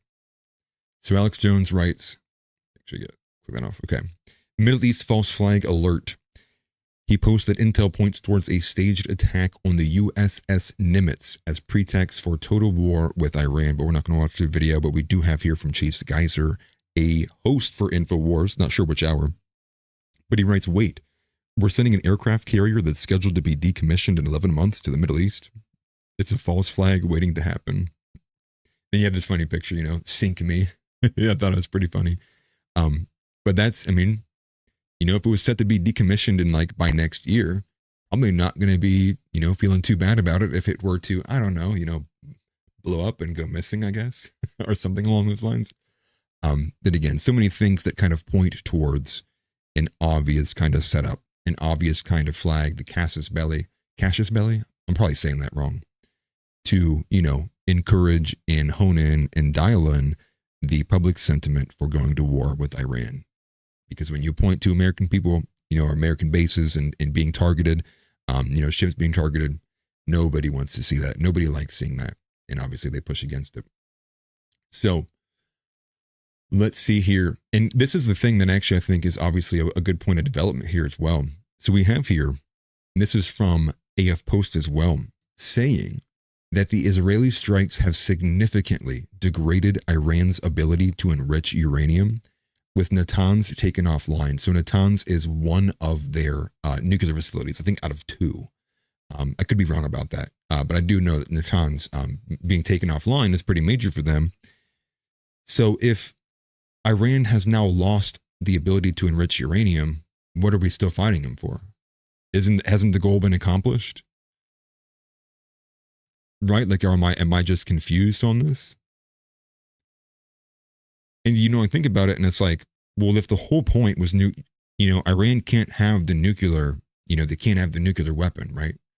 But we just destroyed their ability to enrich the uranium. Isn't the goal accomplished? Isn't that what we set out to do? Again, because it was never about the nuclear weapon. It was about regime change, and it was about what is in Israel's interest. And that brings me to Nick Fuentes and Alex Jones. And this is a short clip, about 5 minutes long, with Nick and Alex Jones together as they discuss how much Trump has changed his message. So we'll go there. Put this on screen here. Make sure the volume will be okay as well. Pull it back. But this is what Charging writes. Again, Charging is a phenomenal account. Does a lot of really good clipping. They write, Nick Fuentes and Alex Jones on America First and Trump changing his message. His message was American sovereignty and independence, and it ends in 10 years with we are slaves to Israel. So that was his take here. So here is Nick Fuentes and Alex Jones. They're going to worship and Christian Zionists worship Israel, and whoever's in charge, they will then worship whoever the leader of Israel is, the Antichrist. As the Bible says, a great group of Christians will be deceived by a great delusion. And so we are, it looks like, seeing it fulfilled. And it's so bizarre. They will worship the first, the Antichrist. They will worship the false Messiah. And it's all set up. It's all there. But let's cut right to it before we come back next hour and get into other issues and take spaces, comments, and questions and phone calls with Nick Fuentes. And whether you like Nick or hate Nick or like me or hate me, we disagree on some things, agree on others. We're giving you real history. These are the real players, and we're saying it's bad. You can think it's good. You can think the Antichrist is great. I understand. You may like that. That's what the Bible says. You'll be delusional. I understand it. It's okay. But regardless, at the end of the day, why am I against Netanyahu? Netanyahu was the king neocon with the neocons that were heavily involved in 9/11, fingerprints all over. And our government was involved too. Neocons, both sides. And everybody in Congress knows it. Everybody knows it. And that launched this whole thing the last 20-something years. So, and that was one thing, I do want to say, for as much as people kind of, really are adamantly against Alex Jones and kind of call him controlled opposition, I think, as much as I do think there is truth to those statements, I think innately who Alex Jones is, to his absolute core of his humanity, is someone who is entirely anti-establishment, anti this kind of, evil kind of takeover. And I think maybe it's only a matter of time before he breaks back into that shell. But I am under the belief that largely what had happened to him as it pertains to, his defamation case, and as well as like, what he said about the mass shooting, I do think he's kind of like under the thumb a little bit, if you will, which is like, you're only going to be allowed to speak and have your stuff if you, toe the line somewhat. This interview kind of opened my eyes a little bit how much willing he was kind of, being open about it as compared to usual, because he generally does push back against Nick for a lot of the things that I think most people agree with Nick on. But here's the rest of it. Just in the Levant affair and the King David Hotel bombing, on and on. So all this, we're victims and we're fighting radical Islam, bullcrap. You created Hamas, down the line. They tell Gaddafi, come in, invest your money here. He opens up to the West, believes Obama's his buddy. They go set him up, kill him. And that's not just Israel, it's all these players. And you've got all this happening, and NATO starting the war with Russia on record, moving missiles up, doing the sneak attack, bringing the drone parts in, same thing in Iran. Yeah, boy, Zelensky and Israel and everybody, they're really good at sneaking things in and blowing things up. What do you think 9/11 was, folks? And okay, so. Dang. So he just straight up says it. What do you think 9/11 is, man? Okay, Alex Jones. There we go. Alex Jones said it here. Heard it here first. Israel did 9/11. But interesting. I see that, Ronnie. Ronnie Chapa says, even if they so-called destroyed their nuclear enrichment, there is no fallout being detected, which is pretty much impossible. Somebody is lying. I didn't even notice that. Interesting. So then I'm curious who's reporting on it then. I have to go check that. I think who is AF Post was the one that reported it. So I'm curious where the original source came out of. That is wild though. Interesting. And good looks. Thank you. Yeah. If anyone's got any breaking news, always like spam the chat out too. I'm trying to pay attention to like 5 different screens right now. But I'll go ahead and grab King Solowings here too. King Solowings says, I agree. He can't control his own desires for truth. Yeah. Like as much as I may not have hope for like Tucker, or, I like Tucker, but as much as I might not hope for, all these kind of, formally involved with the CIA individuals, I do have a little bit of hope for Alex Jones that he can kind of break free from that. And I think he kind of is even right now with this kind of, this attack going on. This is where we are. And so do not forget the reality, Nick Fuentes. That's right. It's he is the king neocon, and people really need to look at the bigger picture here. The big delusion that they're trying to push, and I keep coming back to this because it's shocking to me, but also we need to be kind of proactive in the information war. A lot of people in the coming days are going to say, well, we had to prevent Iran from getting a nuclear weapon. Well, we trust Trump. He's the president. I trust him. He's the guy, this and that. If you zoom in to just this episode, if we pick up in the middle of the story, you might be convinced that that's the case. Like you said, believe what we're saying, don't believe what we're saying. People might be tempted to zoom into this middle of the story and say, yeah, Trump's sort of tenuous explanation is correct, and we do have to go in, or maybe it's excusable in some way. Once you zoom out and you look at the 60-year plan in the Middle East, it's unignorable what has been going on. They've said it about every state, every crisis, every country had nuclear bombs. Like you said, with the brief history, 9/11, Libya, it's all been part of the same program. And the question is, when are people going to take their own side as Americans? Yes, this is good for Israel. Israel's taking out their last competitor, their last adversary in the region. This is something they've been able to do probably for a long time, although they had to get some of the remaining pieces in place. What's good for America? I'm an American. I'm a Christian. The name of my show is America First, not some, Protestant Jewish worship first, not Israel first. It's America first. And, one of my next projects is probably going to be a kind of a documentary with this kind of, specific focus on the conservative kind of infighting, largely on dispensationalism.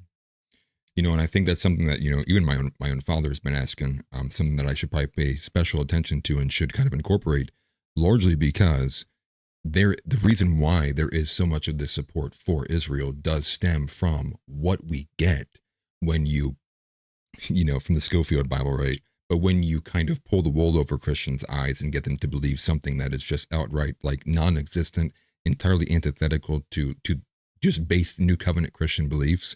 And so that will be something that I cover there too. But again, that's part of the large reason why continually so many of the evangelical crowd is captured. And it goes back to not just because they're being told or propagandized or indoctrinated to have these beliefs, that's a part of it. But what makes that more possible is the fact that the average Christian also doesn't even read their Bible, also barely puts any effort into their actual kind of, relationship with God or how much they actually understand in terms of what they're reading from the Bible, going into historical context. And when you basically just take with whatever the pastor and whatever church is saying as truth, you will get led astray very, very, very quickly. That's why it's still up to you as the individual to make sure that you're paying attention to what's being told to you, and not you're just like, consuming whatever kind of slop is coming, from whatever, the pastor's mouth. And not to say that all pastors do it, but largely Protestantism is dying in this country because of what has been, co-opted by. And I'm just going to catch this one. I would hope so. Red Stir Club says, Nick Fuentes is better than you. I would hope so, especially because I've only been doing this for maybe about a year, 2 years. And Nick's been doing it since he was before he's 18. Yeah, he better be. He better be better than me. You've been orating and doing these speeches and live streams for years now, brother. Let me catch up. And speaking of which, let's go ahead and finish the rest of this out here. This is another war where, one, it's extremely expensive. Two, it risks us getting involved in World War III. Three, this is something that has nothing to do with us. Forget about, how it might hurt us or how it might kill Americans or risk further involvement. What's the benefit? What's the upside? Israel is liberated from all constraints. Israel becomes completely independent from the United States, has its own foreign policy. Why is that good for us? People keep saying that. They say that, Israel's going to have this strategic autonomy in the Middle East. They're going to carry out their own foreign policy. Why do we want that to be the case? Why would we want to hand off the most vital region to them? It's clear that the people that are pushing this idea, that are pushing this whole policy, they obviously don't have America's best interest in mind. It's worse than that, because Israel pretty much already controls our foreign policy, at least in the Middle East. And so it'll just be official now that, they're on their own and they make some of their own weapons now. But no, anytime they need us to come in as the attack dog or need money, we'll be there. So we'll officially be the political slaves of whoever the Israeli prime minister is. And there it is. We will essentially be the political slaves of whoever Israel dictates to us, or the political slaves under Israel, which largely is, whatever Israel decides what we need to be doing in the Middle East. As their attack dog, we will be doing. And again, that's kind of the main point there with that video too. And to highlight some more takes from Nick as well, because he's been pretty active today. Also, one thing I did want to do, actually, I saw you in takes. Tix Bomber says, what up, Atlas? Howdy y'all in chat. I'm glad you're able to stop by as well. I do like your PFP. It shows up pretty nice here, actually, on screen for me. The Midwest Request says, My PPL are destroyed due to lack of knowledge. Right. It's true. I mean, I mean, at the very base level of what the large problem is the fact that Christianity really has been perverted, subverted, co-opted, and has become something entirely unrecognizable. If you were to compare it to, the same religion, 125 years ago, not even anything close to what it used to be. And that kind of lack of historical grounding lets you kind of be malleable, lets you kind of essentially be pushed around and told, what to believe, and people just take it as fact. It's very sad and depressing that it happens. I really don't know many things to really push back against that, because even on the very small, niche of, like feminism, we can't even, Andrew Wilson gets destroyed. I shouldn't have said that. Andrew Wilson gets attacked and smeared, right? All the time, because he's just goes a little bit too much, right? He just says things that's a little bit too mean, right? And, that's not Christian, yada, yada, yada. It's such a load of garbage. But I don't even know where you even begin to attack in terms of bringing Christianity back to the forefront of the value set of what this nation should be. But I do know that is the direction we need to start moving things. And Trump was never going to be the person who was going to bring forward Christian nationalist values. I mean, I knew that from a long time ago. Most people knew that, obviously. He's a New York liberal. And again, only really Republican by proxy of how far the left went. So with that, though, I do want to go to the ratioing of, of Charlie Kirk. So Charlie Kirk, we'll go to this first. Charlie Kirk writes that Lindsey Graham quickly went from, we need to take out the nuclear facilities, to, we need to take out the Ayatollah. Taking out the nuclear sites with direct strategic violent precision is a defensible position. Topping yet another regime is pathological and asinine. Nick writes, your position literally changed from no new wars to no offensive involvement to bomb nuclear but no regime change in the span of 1 week.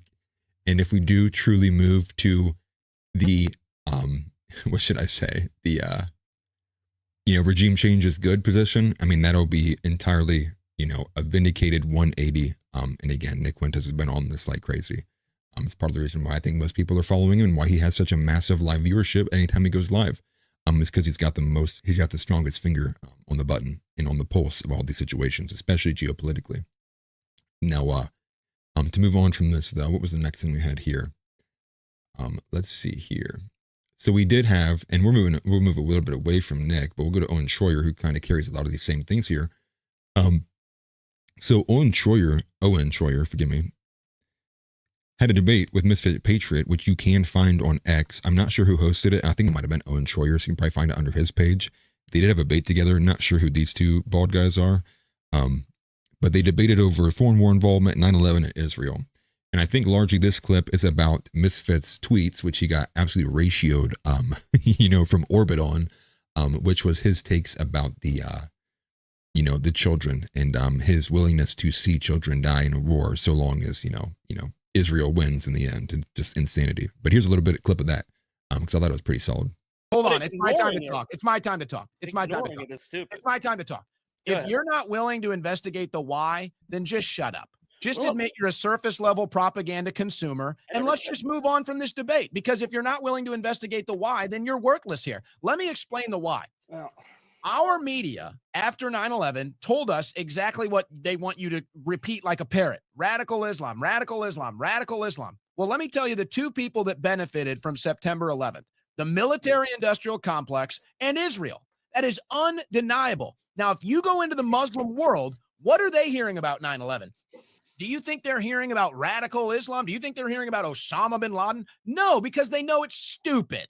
Because they know Osama bin Laden from a cave in Afghanistan did not orchestrate two planes flying into the Twin Towers by himself. They don't deal with the propaganda we deal with and say they don't believe that nonsense. But nonetheless, what is the aftermath? Okay, what now, if it was America? Don't interrupt him. He didn't interrupt you. He did. Now, America goes into the Middle East, destroys Afghanistan, destroys Iraq.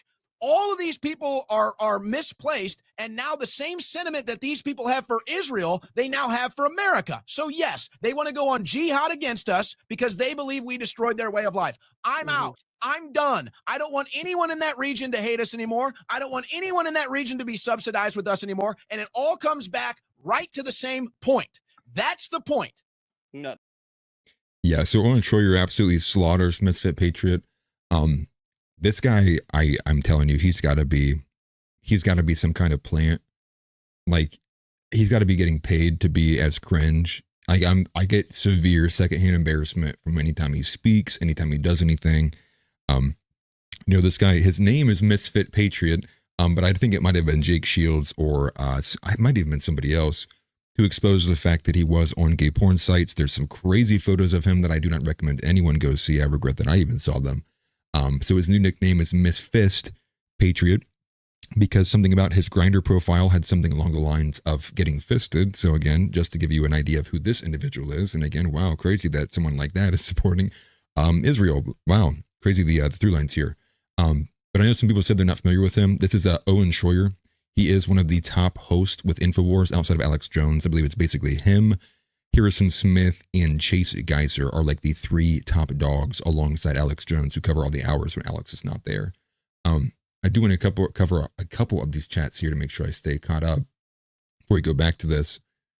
Foundational White Wakandan says, it may take another 10 years, the Republican Party is going to have to deal with Nick.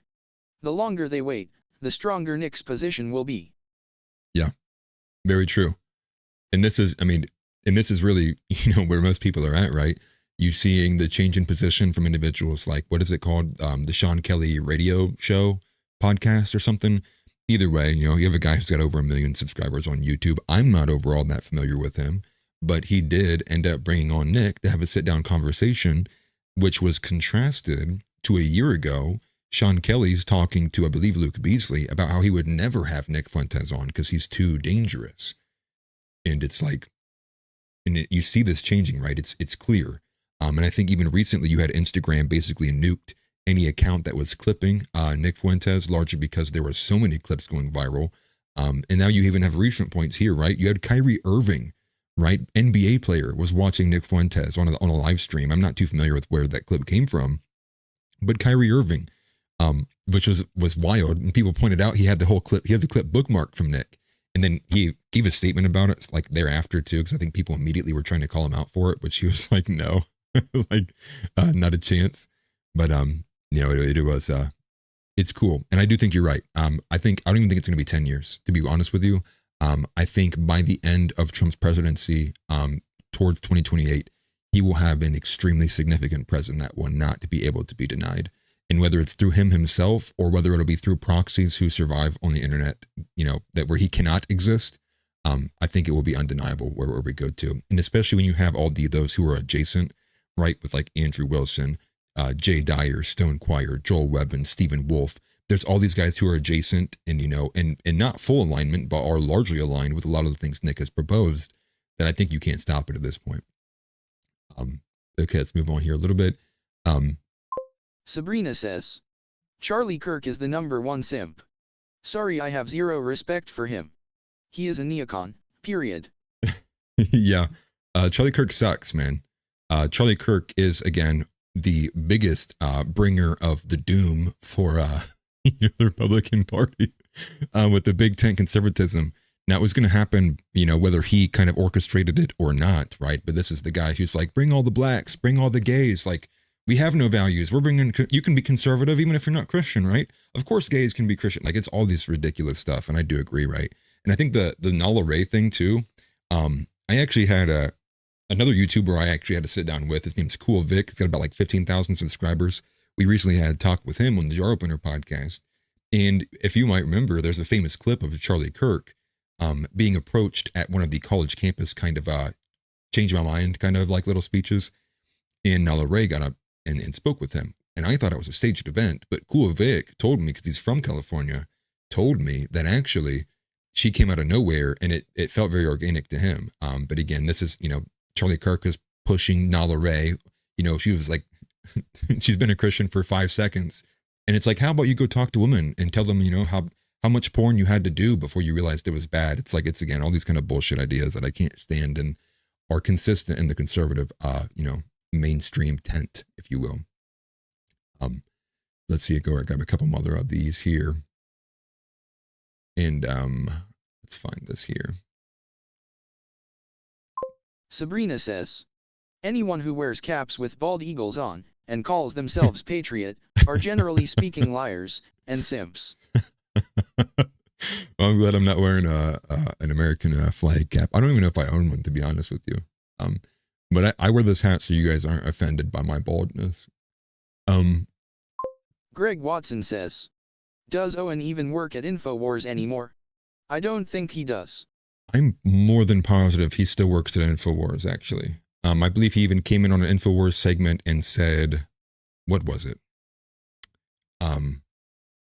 He put out a little statement because like Owen was going off on Israel, and I think Alex Jones like disavowed a little bit and was like, well, I still have disagreements with my co-host, which was a little odd there. Yeah. The Midwest request says, Ed Patriot LOL. Yeah. Facts. Mary says, Nick is still saying whatever he wants to, even after an attempt on his life. Yeah, that is true. That is true. He's still going strong. Ronnie Chapa says, Charlie Kirk is just a grifter who goes in what the direction the wind blows. Grifter's gonna grift. That's so factual. So factual. I mean, he'll change it. He's probably getting paid big bucks from the influenceable campaign going against it. Greg Watson says, Nick won't be old enough to be president in 5 years. No, he won't be, but at the same time, I still think regardless of his ability to be actually in office, I think by proxy of the people who also believe in the values and sentiments that Nick believes in, probably will be able to. And that's why I mentioned some of the people like Joel Webbin and stuff, and the influences as well. And even too, if you can kind of capture the public, right? If the public sentiment is largely aligned with where Nick's at too, I think that's only to the advantage. And largely you would have to start beginning to offer those kind of positions, right? Especially if you're running on a campaign and the majority of people agree with Nick, but you can't come out and be against, everything that Nick would be for. You would have to at least somewhat compromisably so. And even if it's incremental in that form, I still think that's a good thing. And it's moving towards the right direction. Foundational White Wakandan says, my new hobby is getting liberals to call Nick a Mexican, then asking them if Nick has white privilege. They stunlock every time. That's hilarious. That's good stuff. That is good stuff. Oh my gosh. Oh, Donnie, what's Donnie up, Brooks man? says, what's up, boys? Hey, what is up, Donnie? Oh, speaking of, man, that's actually a great call out. Hold on, I got to keep the camera here because I need to make House my moderator while I'm thinking about it. You guys know House, don't you? Let me see if I can find a chat from House. Sorry, give me a second. I needed to do that a while ago because House is, especially when, if Donnie's not available. Sorry, guys, give me a second. I need to find a chat from House.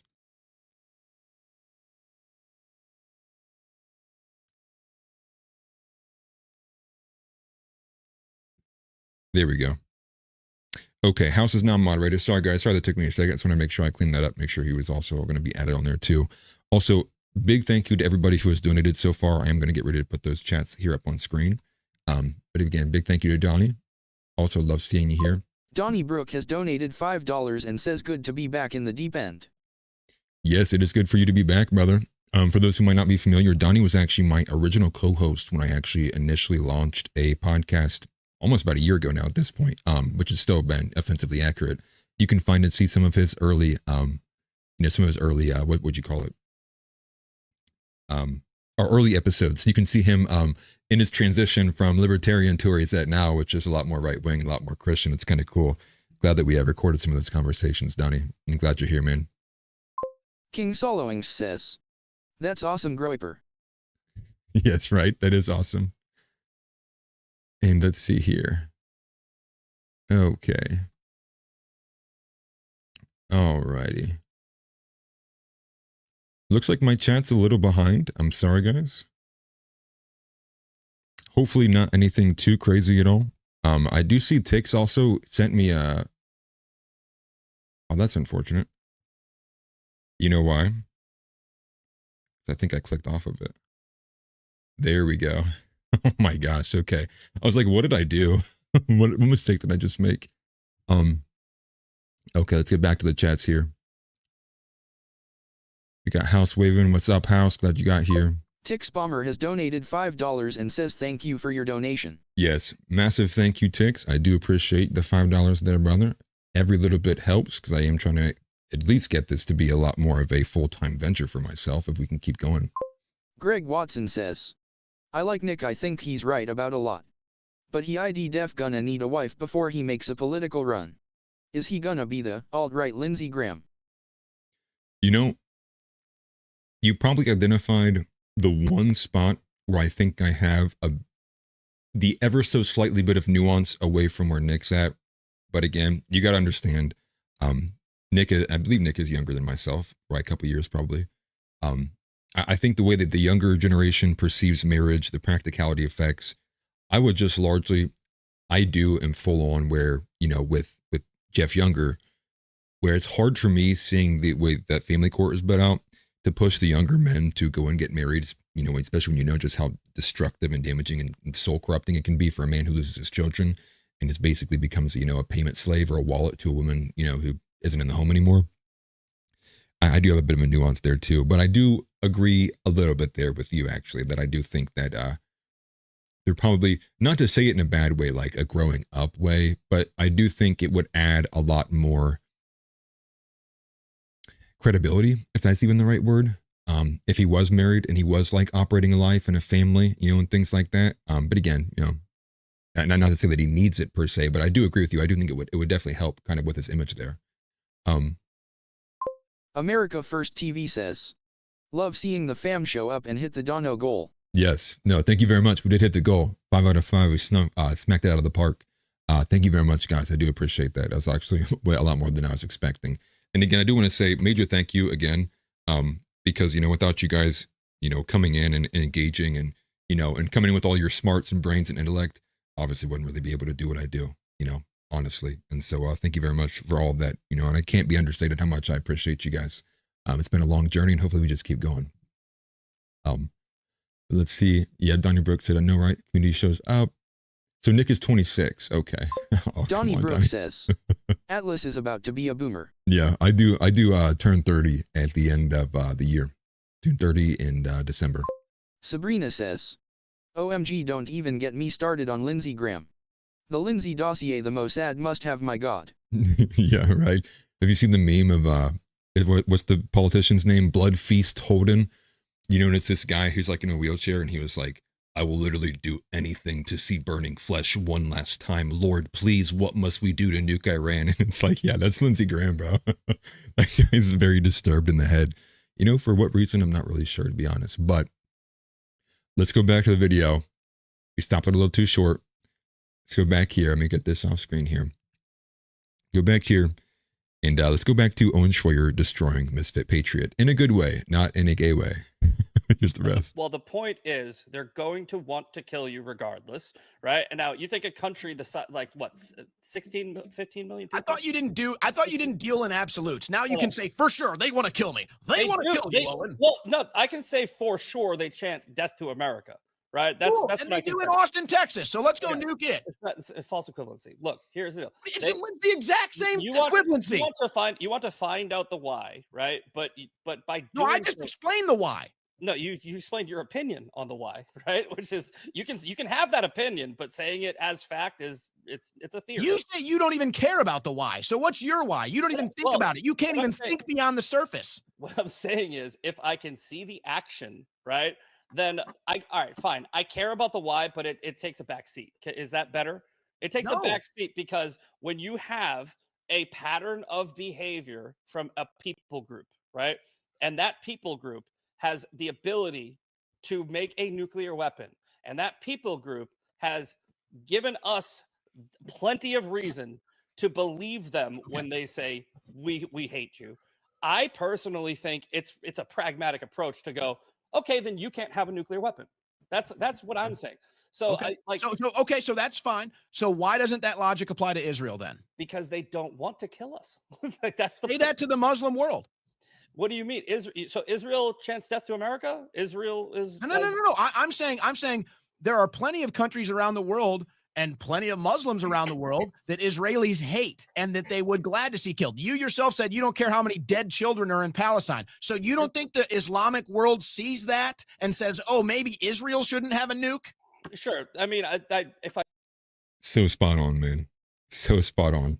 And so much of this is so hypocritical, right? They're trying to drive home the sentiment that Iranians and the Islamic world are just like these beast savages and like they're all incompatible with Western civilization. Now, where I would agree is I do think in that large part, I don't think they're compatible with Western civilization. I would say that. But to act as if the other faction is, by proxy of that, compatible with Western civilization, no. And in fact, I would largely argue this kind of secular, Jewish, atheistic kind of ideology has been the reason why so much of America has been lost, why so much of Christianity has been subverted, is largely because of the way that religion and ideology interacts, and shows itself in society. Neither of them are, neither of them need to be in America. And so this kind of constant driving sentiment that, somehow Israel is like this very high moral authority and they must, and everyone else is out to get them, right? It's like, it's just a so tried and old storyline that most people are just tired of hearing it. Let me catch up on a couple of these here, though. We'll finish it off here in a second because I did want to shout out to King Solowings. Has donated $10 and says thank you for your donation. Big thank you to King Solowings. Thank you very much, brother. I do appreciate that very much. Gulf Coast, Florida man of the Gulf of America says, Trump is selling us out. Yeah, he is. I mean, he already did sell us out. There is one major video I want to go to before I do sign off here, because I want to go through this Owen Schroyer thing. And there might be a couple other things I want to make sure I grab too. But there is one YouTube video I saw, and it was posted like literally a couple hours before I went live. And he explains the munitions and how the U.S. might have actually already been involved days ago. And we'll get into that though. Yeah, misfisted. Yeah, it sounds like Mephisto, right? His opinion is fact. The Lost Creole says, mistake for Nick to marry. I feel like, yeah, I know there's a lot of people who probably would have that opinion too. I don't really care either which way. To be honest with you, I don't think it's going to be that major. Maybe it would be helpful in terms of credibility and its optics, but at the end of the day, I think what matters is the content there. Tix Bomber says, according to whom? Who is the source that they can make these weapons? And so I'm pretty sure Tix came in late, actually. So one of the first things I actually covered was a couple foreign stories, one from Russia and I believe one from somewhere in the Middle East, because the reason why there's this change of heart, right, and we're going away from Tulsi Gabbard in March, from her statement of that there's no nuclear weapon, right, is the report that came out from the IAEA, which said that instead of, their limit at 3.75% enrichment of uranium, they are arguing that what they've seen from what they are monitoring, that Iran has actually already got uranium enriched to 60%. And that is way, way, way beyond what they are allowed to do in terms of what laws regulate them. And so that's the recent report. I believe that was on June 9th. And that report is what they are largely arguing for why the uptick in the U.S. involvement. And then what I did was I covered the fact that both Russia and Iranian sources argue that the IAEA is actually in bed with Israel. They argued that the IAEA is being used as a cudgel, actually, to ensure that Iran is kind of like eliminated out of the ability to have strong nuclear capabilities. And then also, pointing out the fact that clearly, Israel doesn't have to, obey or participate in any of these kind of nuclear regulations because they never signed the NPT, which makes, them, India, Pakistan, and North Korea the only countries that don't even have to follow any of these rules. And now if you look it up on Google, which I demonstrated too, you can, pull all the way in the beginning of the video if you want to see it. Google tells you the reason why Israel didn't have to sign the NPT was because Israel has a policy for ambiguity. And because they want to have a policy of ambiguity, they were allowed to not sign the treaty. It's so insane, dude. You just have to go watch it. But okay, let me catch up on a couple of these. Sabrina says, who is this guy with the bald eagle cap? That guy is Misfit Patriot. He basically came on the scene when he got into a big fight with CCG Bryson at a TPUSA event, I believe. Foundational White Wakandan says. How many countries has Israel bombed in the last 12 months? At least 3? It'd be a minimum at 3 because Yemen, Iran, and Lebanon. So at a minimum, like 3, and I think there's a couple more in there too. I don't know if they struck Syria. Maybe there might be some other smaller strategic locations they've bombed that maybe like aren't like that noticeable in the big picture, but it's at least 3 for where they're at right now. Tix Bomber says. I was just gonna say the same. IAEA is def questionable in areas. Yeah, and I was actually not too familiar with the IAEA to the point that I tried looking up a couple of the individuals who had filed the report only to really not return much at all. There's like very little information, and I'll show you the names if anybody wants to do their own research. Let me just see if I have it pulled up still. Let's see if I can find it. Oh, of course, I should be able to find it. I'll show you their names if anybody wants to look up who these people are, actually, because I tried a little bit before I went live. I just didn't have much time to. I didn't find anything too meaningful. I'll wait for it to load. It's a big report, so it takes my computer like 10 minutes to pull up, especially while I'm streaming too. It's like too much internet overload. We'll go to a couple of chats while I'm waiting here. Tix Bomber says. I was merely answering the man's question, good sir. LOL King Solowings. That's funny. Donnie Brooks says. It was the lamest fist fight of all time. Yes, that it was. CCG Bryson still won though. This is the report here. So this is the analysis of the monitoring of Iran's nuclear uranium enrichment. Is these 3 individuals who was written by David Albright actually has a Wikipedia page. Sarah Burkhardt does not, and I wasn't able to get to Spencer August Ferragasso to be able to see like what their background was or where they kind of came from. I do think I heard Alex Jones earlier, because I was watching the Alex Jones live show, mention David Albright being a rat. So I'm not sure what that is in reference to, but I do think David Albright in particular is on the American side of nuclear development. And I probably, in that same light, he's probably a neocon. But okay. Let's see, where were we at here? Let me go back to this. Let me get this off screen, and we're going to go back. Hopefully finish this clip. We are going to finish it. I'm not going to stop it. I promise you. We're going to play the rest of it out. All right, here's the rest of the destruction. I said that I misspoke. I said I'm okay. I said I'm okay with civilian casualties as long as that civilian casualty ends the war and more people and saves more people in the long run. Same thing we did with Hiroshima and Nagasaki. Same thing they did with Operation Gomorrah with the Allies in World War II. When you so see, this is why you're woke, right? Because now you have to defend death.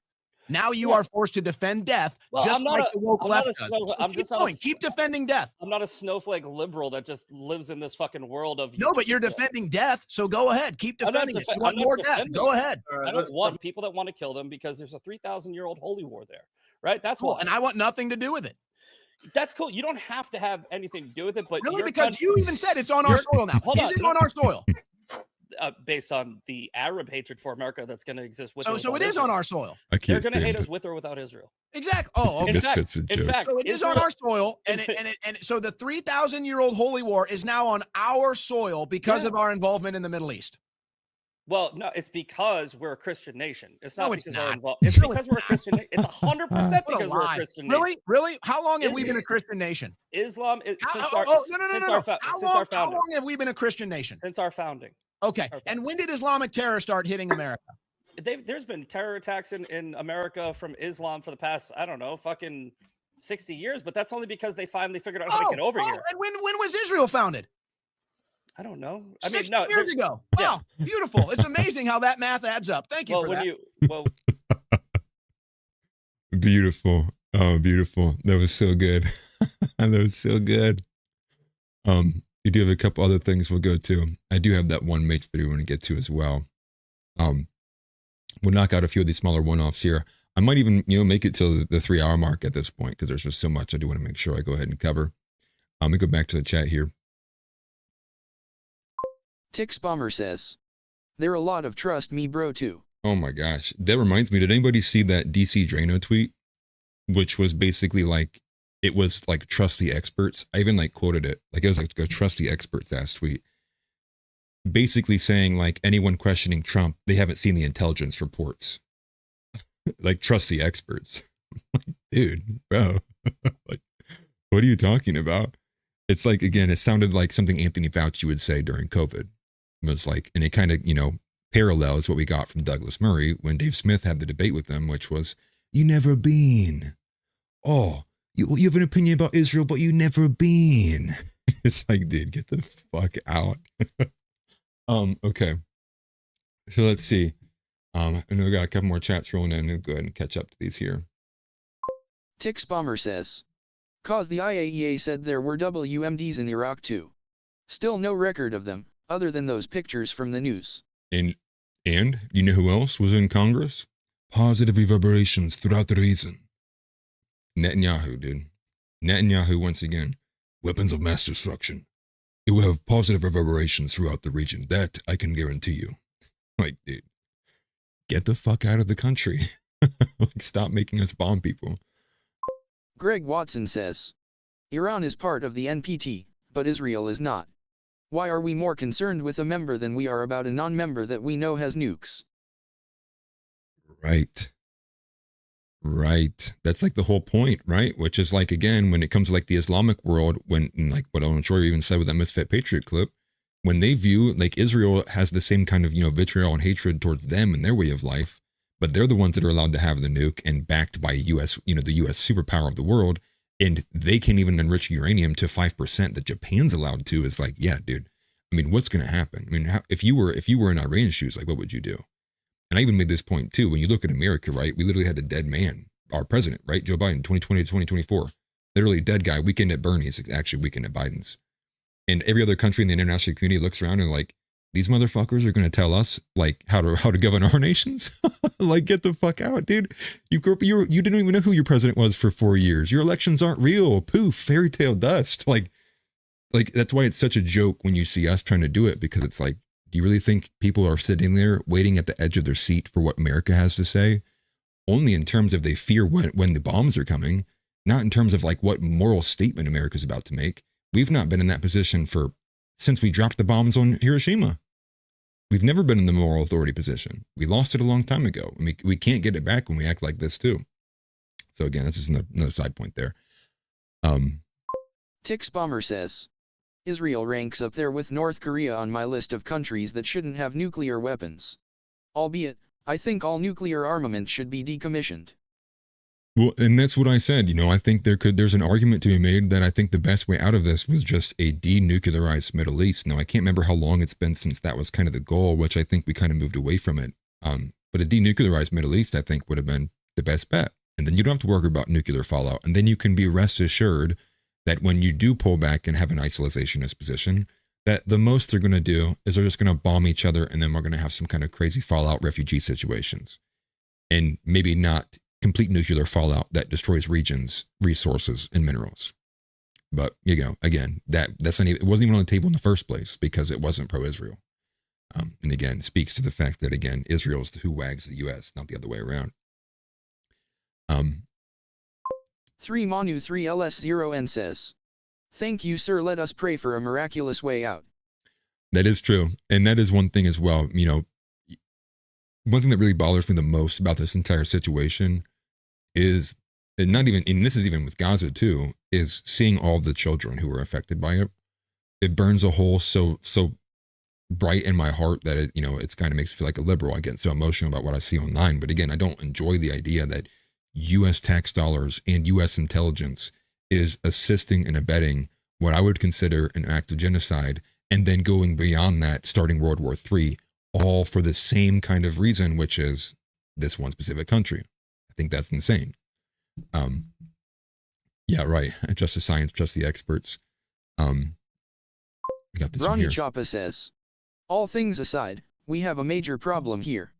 322 members of Congress are bought and paid for by AIPAC. That's like 72%. Yeah. And I think Ian Carroll, I think, is the one who'd actually mapped it out. I think he spent time. I don't know if it was the Senate or the House that he did. One of the two he did. I don't think he did both. But it's insane to see just how many take money from it. And generally it's all like, $100,000 here, $200,000 here, $1 million here. And then you look at Trump and it's like $230 million has been taken by these people. Like, oh my gosh. and obviously to fight out the legal cases here. But let's get to one of these videos here. Let's get some bloodthirsty Randy Fine. Let's get Randy Fine up in here, man. I'm sure the chat loves Randy Fine. This guy is one of the most bloodthirsty, disgusting, despicable human beings of all time.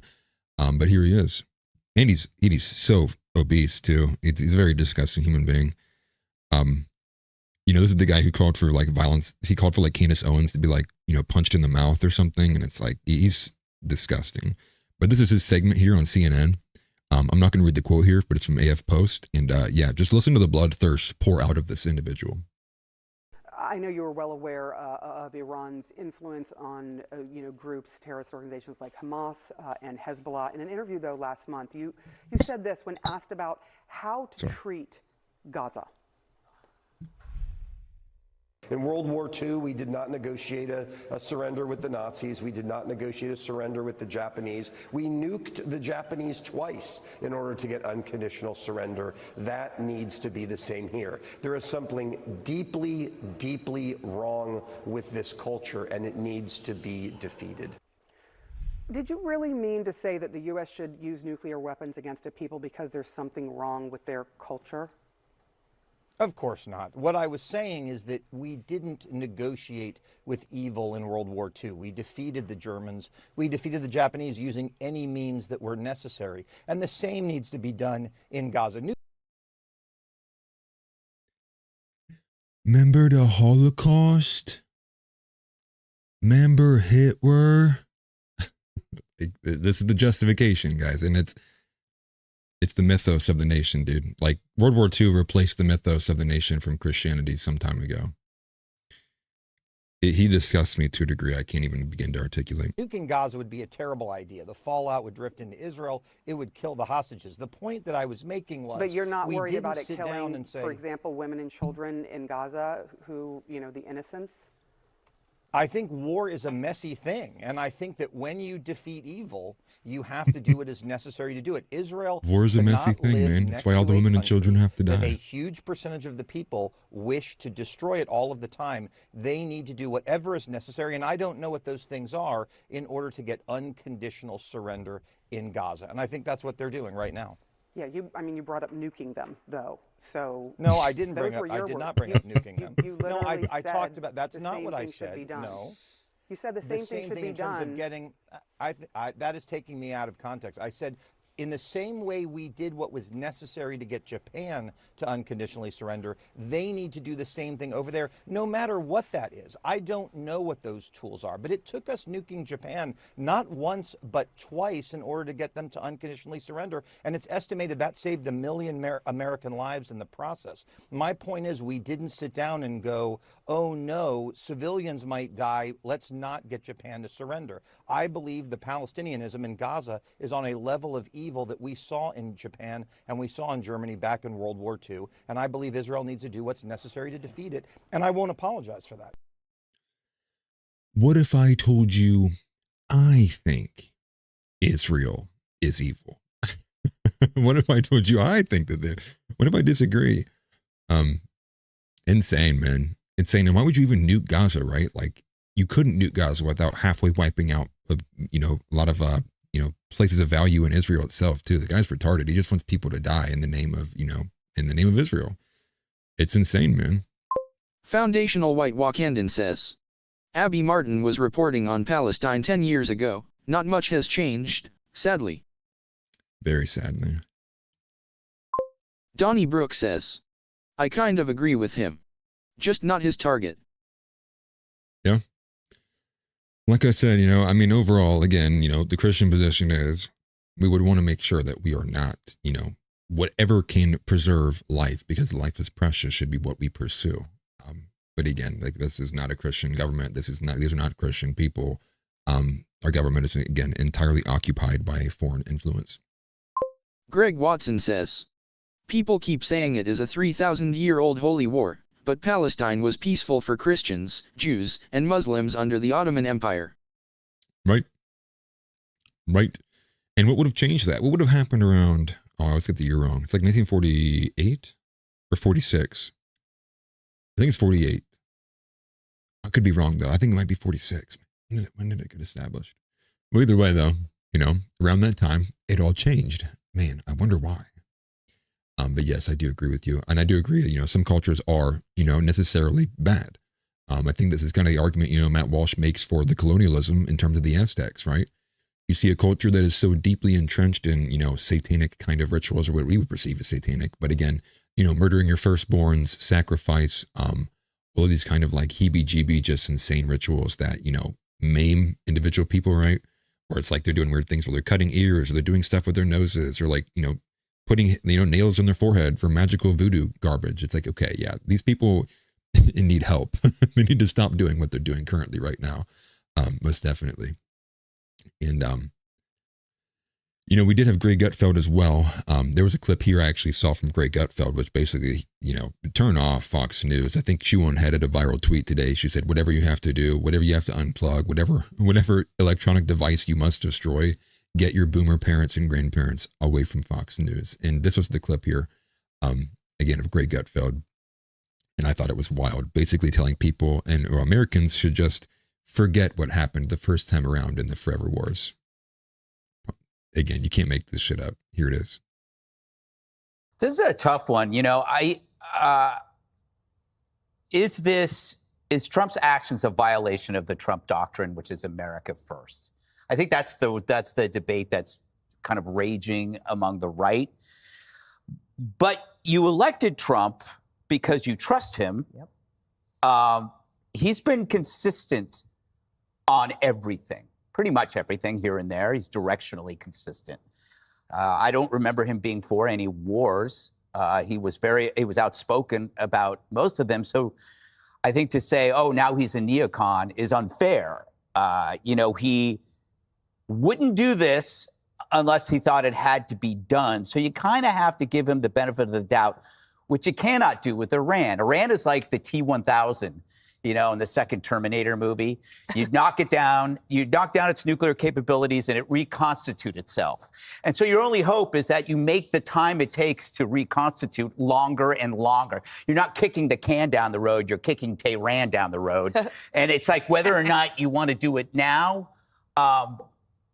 you have to weigh the benefits. I don't want to sound wishy-washy, but, it's all about frame of reference. Israel what they're framing here too, like the framing that it's inevitable, right? The framing is that it's inevitable that America must wipe this whole culture off the face of the earth. It's inevitable because of the way that they act. And again, you go back to George Washington, right? In his farewell address, we shouldn't be at all with any of these foreign entanglements. No, I do get that that's a bit of a bit away from the practical effect of, just dealing with trade and the globalization, everything in general. But, at large, trade is one thing, but entire defensive alliances, that lead you to 40, 50, 60, 70, 80 straight years of war. It's at a certain point, you have to just question, when really was America kind of co-opted, right? Because it's been almost 80 years of not acting in Americans' best interest. So it really begs the question of when it really occurred. But again, that kind of framing is just we have to wipe out this culture of people halfway across the world who say they say death to America, right? I don't appreciate that.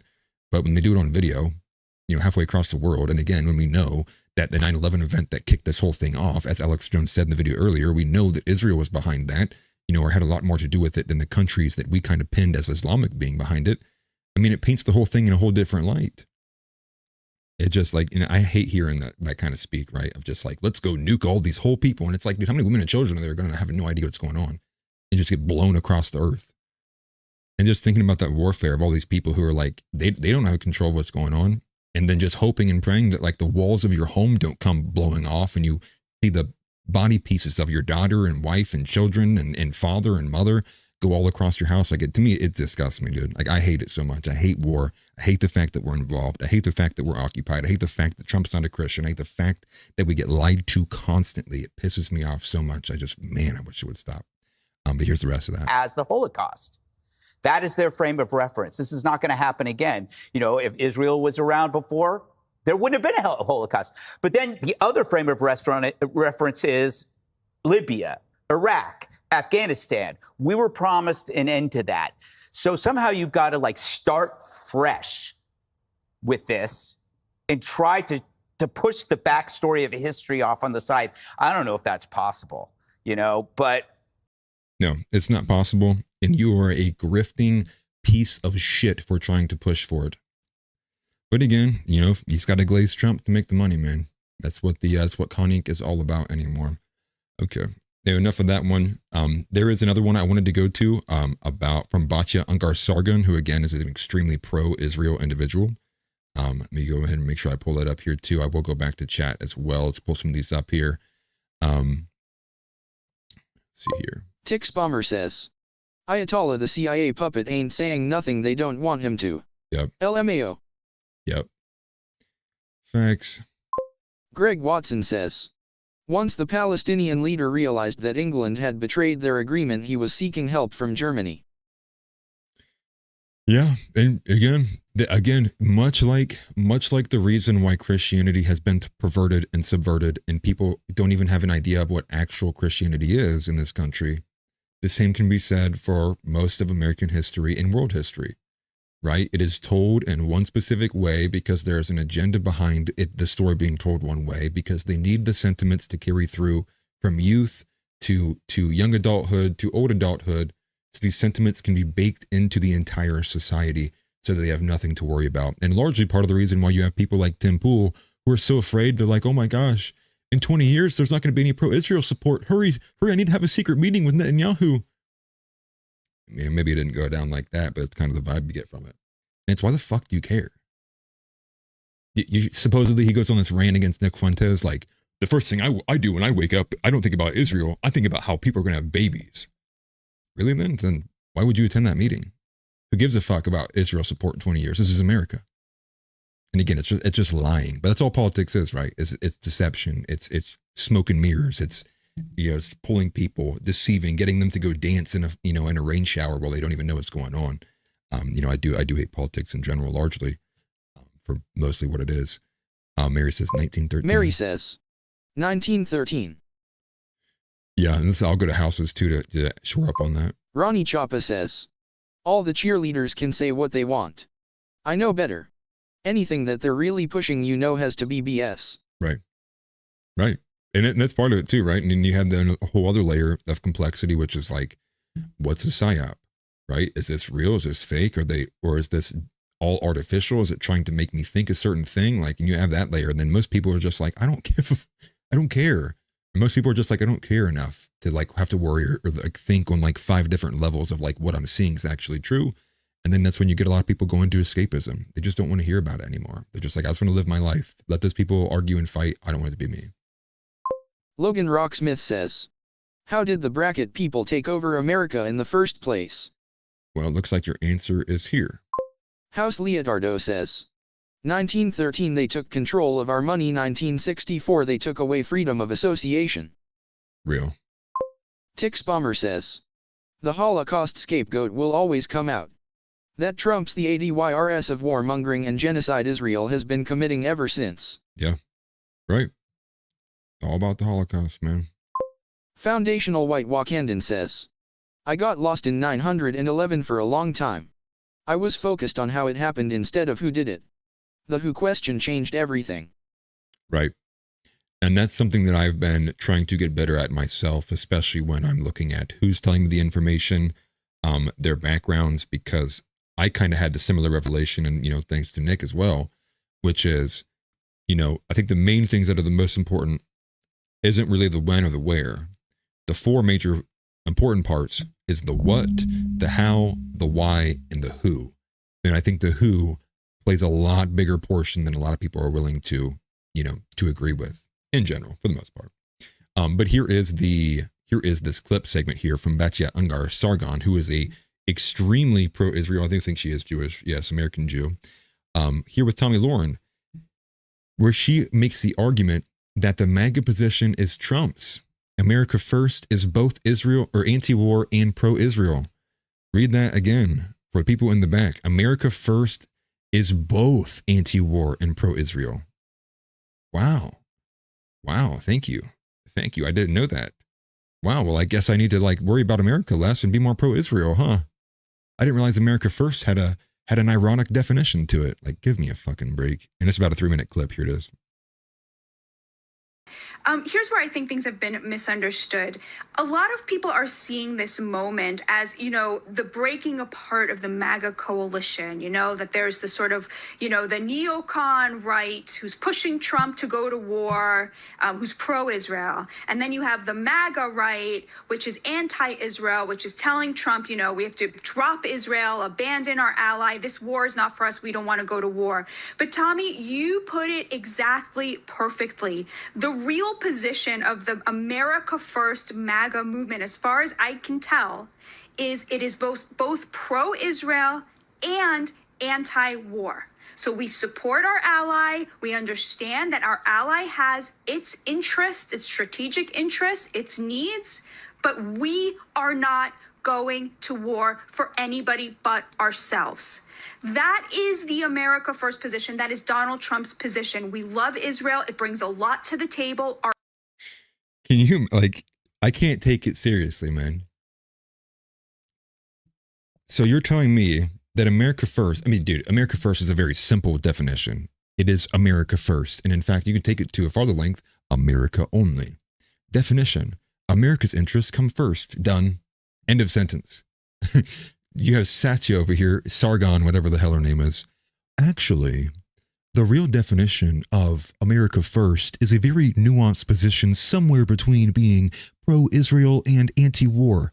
And Donald Trump has always been this way. It's like, okay, now you're telling me what I already kind of thought. And now I hate him even more. Like, what are we talking about? Like, what are we talking about? And people eat this up. People eat this up. Look at this. Look how many likes are on this thing, dude. 5,000. Okay, that's kind of bad for how many views it has, but still, people eat this shit up.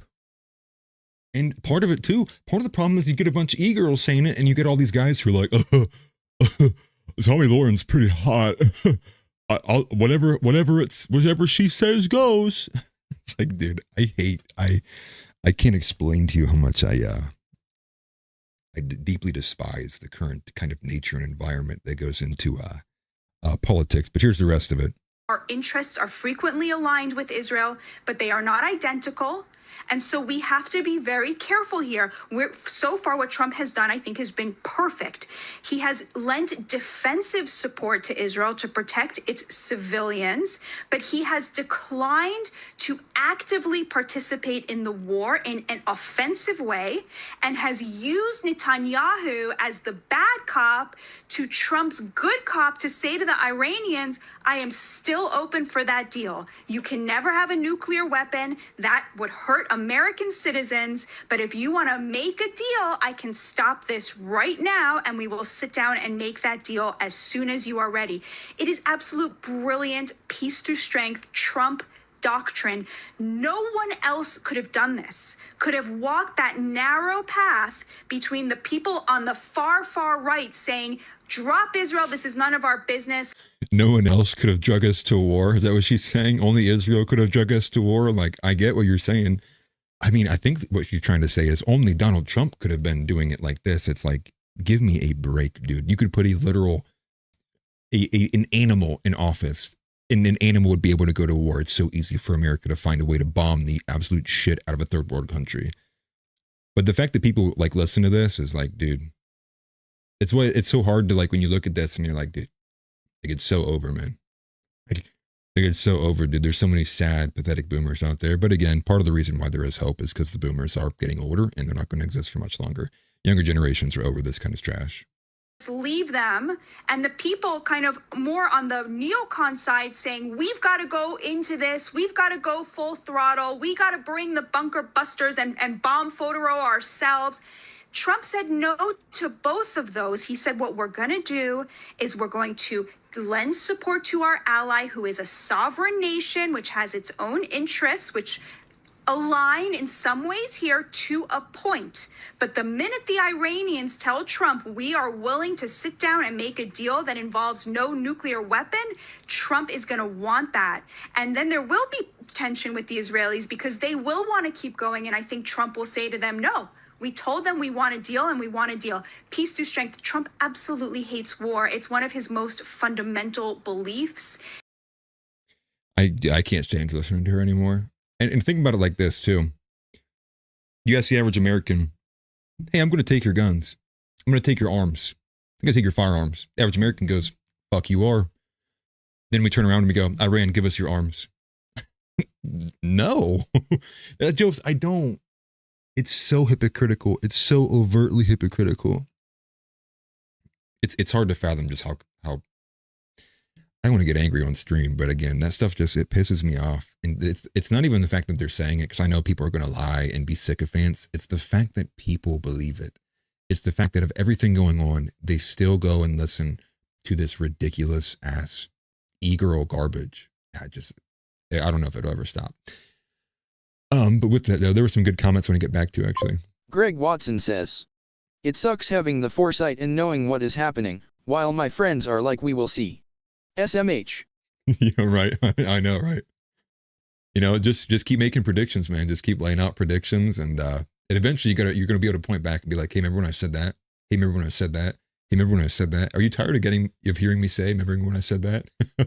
And what was funny too was Alex Jones earlier today said Nick Fuentes has been vindicated. I know the Groper's going crazy with that one. I thought it was hilarious too. And Gold Grope leader over here actually. Squad Gold leader.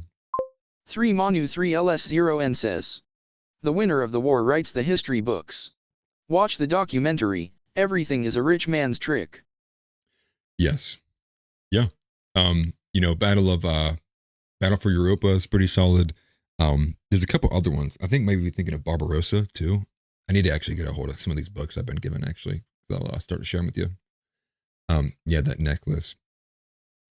House Leotardo says, "America first meant the same thing in '96 when Pat Buchanan said it, and in 2015 when Trump ripped off his entire campaign." Right. And I would definitely argue, you know, I think Pat Buchanan, from a lot of people, well, largely I would say is probably the one who really coined the term. But I did find like in some of the early iterations of Dr. Seuss, America First was actually originally kind of used to pull people out of isolationism, arguing that America First did mean national security interests too, which is kind of a crazy parallel to see that they were even doing the same kind of rhetoric and semantic argument back then. I wish I would have saved that. It would have been a cool to pull up there. Yeah, House always for the win. House always for the win. Ronnie Chapa says, "Lady holding Trump's balls." Exactly. Glazing like crazy.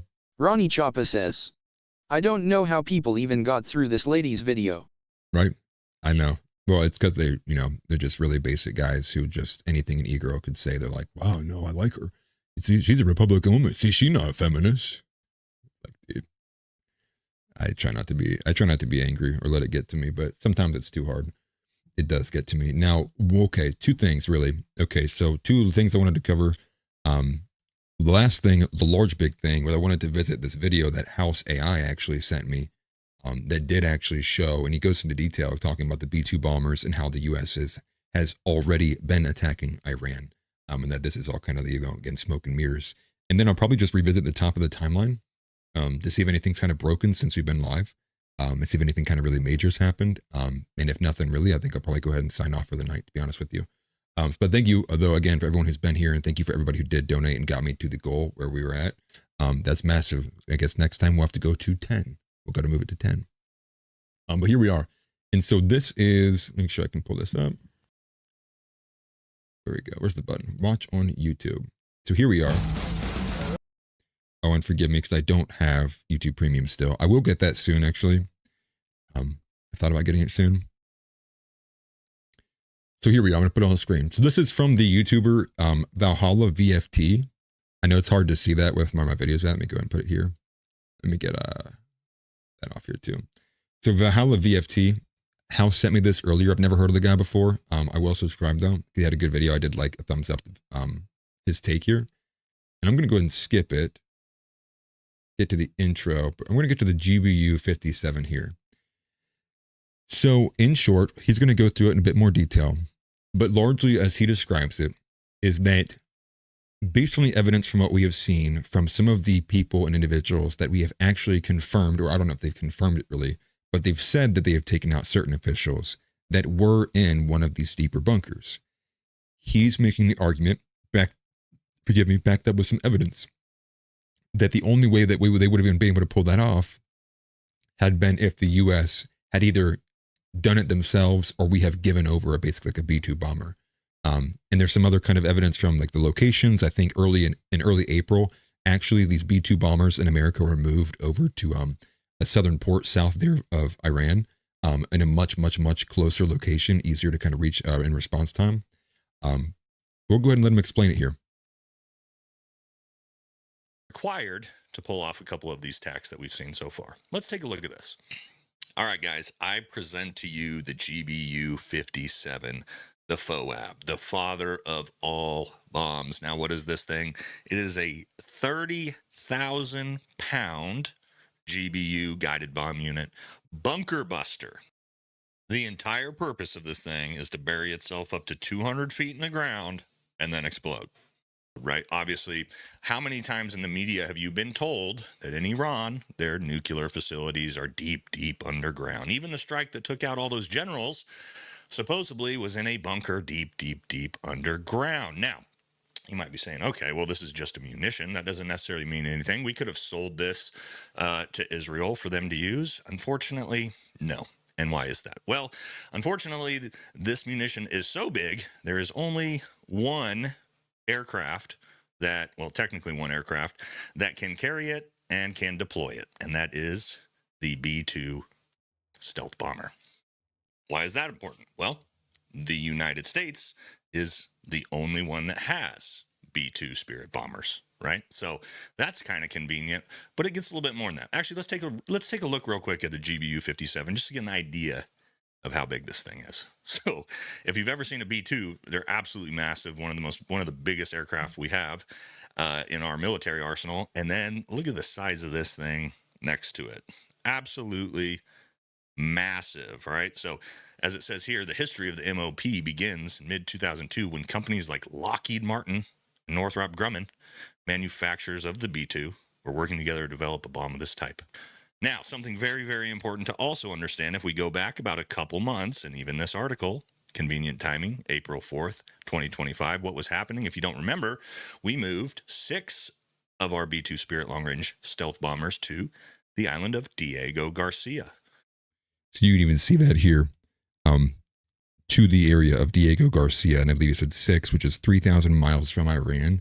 And it's south of Iran, too. So it's pretty, a lot closer, obviously, than being here in America. And as you see down. Let me actually connect this. So the B-2's moved to Diego Garcia. He's got this map here, right? So you can kind of see where this island is at in its location there. So it kind of is sitting, I believe this would not be considered, I think this is the Indian Ocean over here. I could be wrong about that. But obviously this is the Persian Gulf here. And so where the port of Beirut, I keep saying Beirut, it's not, it's Bahrain, or Bahrain, is where the U.S. Navy ships had left from, this little tiny island. You can see where my mouse is at. Hopefully you can. And then obviously they're moving a front deployment in this region here. And now the B-2 bombers are here. So he's building the argument that he does believe that these B-2 bombers were moved to Diego Garcia ahead of time, largely in an effort to, avoid the news cycle very, very early on, which is a crazy kind of idea here. He talks a bit about how they fund the conflict, and how we give the U.S. arms to Israel here.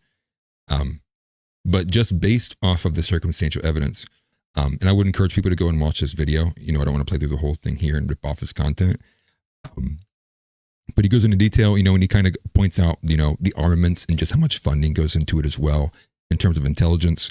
But yeah, I thought it was a great video, but that is kind of the meat of it here, really, which is the fact that the only plane capable of even dropping the bomb, which is the only bomb capable of doing the bunker busting that we've seen or has been reported to have happened, would have only been able to have been carried out from the United States, which is, again, parallel to what we see with the Nord Stream pipeline and the fact that most people do think that America had a lot of involvement to it. And even if it wasn't, even if it wasn't, an actual American doing it, it probably was a Ukrainian pushing the button with the intelligence being supplied by an American. And so I just wanted to make sure I pointed that out. And again, that was another fantastic find from House. And when I did look at this, I did see there were already other people who had pointed this out too, sometimes even earlier. There's one from like 3 weeks ago where this guy was actually pointing out the fact that these B-2s had been moving there. And he had even thought that the prediction would be that they would be used in this conflict now, which is crazy. And again, shows you how many people are paying attention to what's going on here. So with that, I want to go ahead and make sure I'm going to go double up and go check the timeline here. Go ahead and move up to that point. But let's see where we are. Just give it a nice little update here and see if anything kind of major has really happened. And I'll go ahead and put it back up on screen here. But yes, Tix Bomber was completely right. Iranian State TV has promised a great surprise tonight that the world will remember for centuries. And I don't think any kind of major updates happened since I've been live. It looks like Trump here will not be addressing the nation tonight after many people said that he would be. Here is the clip, you know, one of the clips of Kyrie Irving watching Nick Fuentes, which I thought was hilarious. But, you know, I think I kind of covered basically everything up to where we are right now, at least for the most part. Probably didn't go into too much detail as much as an expert could, but to give you guys most of an idea of where we're at right now. But again, thank you very much, everybody, for being here. I'll go through some of these last chats before I sign off, though. Let's go here. Foundational White Wakandan says, there is a 7-hour audiobook of Henry Ford's The International Shylock on YouTube. Interesting. Interesting. I didn't know that. Devin Newmeyer says, we will see a massive political shift over the next 3 decades. It's exciting. This radicalization of Gen Z will only grow stronger and we will take back what our forefathers intended for us to have. Yeah, right. And I think Gen Z, that's largely what you see, especially when you look at like the disparticipation rate in dating, the job market, you know, secondary education. All of it is pointing to the fact that men are largely pulling out of society, largely. And the wingspan is 172 feet. That's crazy. Tix Bomber says, for reference, that wingspan is 172 feet and the fuselage is 70 feet long. That's crazy. I mean, it's a massive plane. There was even an AI image generated earlier of one that people are like, is that real? Is it fake? Is it, what is it? What am I supposed to make of this? You know, and again, you know, part of that is the smoke and mirrors. But with that, I do want to say thanks to everybody for being here. I appreciate it greatly, and always nice to see all the brand new faces as well too. One of the things that I probably will be, I'll be working on in the near future, similar to the documentary I made about Project Esther, I will more than likely be making a documentary about dispensationalism. I'll probably pull in some quotes from a lot of people that most people like, right? Corey Mahler, Joel Webben, Nick Fuentes, many others. That'll probably be my next big project. I probably will, in the meantime, though, maybe either do some more streams like this or try to do some smaller videos as well to, you know, just keep the kind of consistency going. And again, thank you guys very much for being here and supporting it. It means a lot. You know, because again, this is something I would like to do and obviously get my voice to the, you know, to the fight here. But again, thank you very much for being here. Christ is King as always. And again, Tix, Donnie Brooke, Ronnie, Shapa, House, everybody who is here, all of you, even those who haven't chatted but have been here the whole time, I do appreciate you very much. Christ is King. Pray that we can make ourselves out of it. And I hope everybody has a good rest of your night. I'll do this last chat and I will peace out of here. Tix Bomber says, later Atlas. Night to all left in chat as well. Yes. Good night to everybody. And again, pray for obviously peace and for the best outcome of this. I think with all of the things going on, the genie not getting put it back in the bottle, you know, I think a lot of it is in God's hands now. Donnie Brooke says, love the documentary style stuff BTW. Awesome. Good. Glad you enjoyed it. But with that, guys, have a good rest of your night. Hopefully you enjoyed all the new proliferations and new bells and whistles. Christ is King. Put women back in the kitchen. Deport Kash Patel. We need the Epstein files. And we should have never gone to war with Iran. Nuke Tel Aviv. Just kidding. With that, everybody take care, and I will see you in the next one. Goodbye.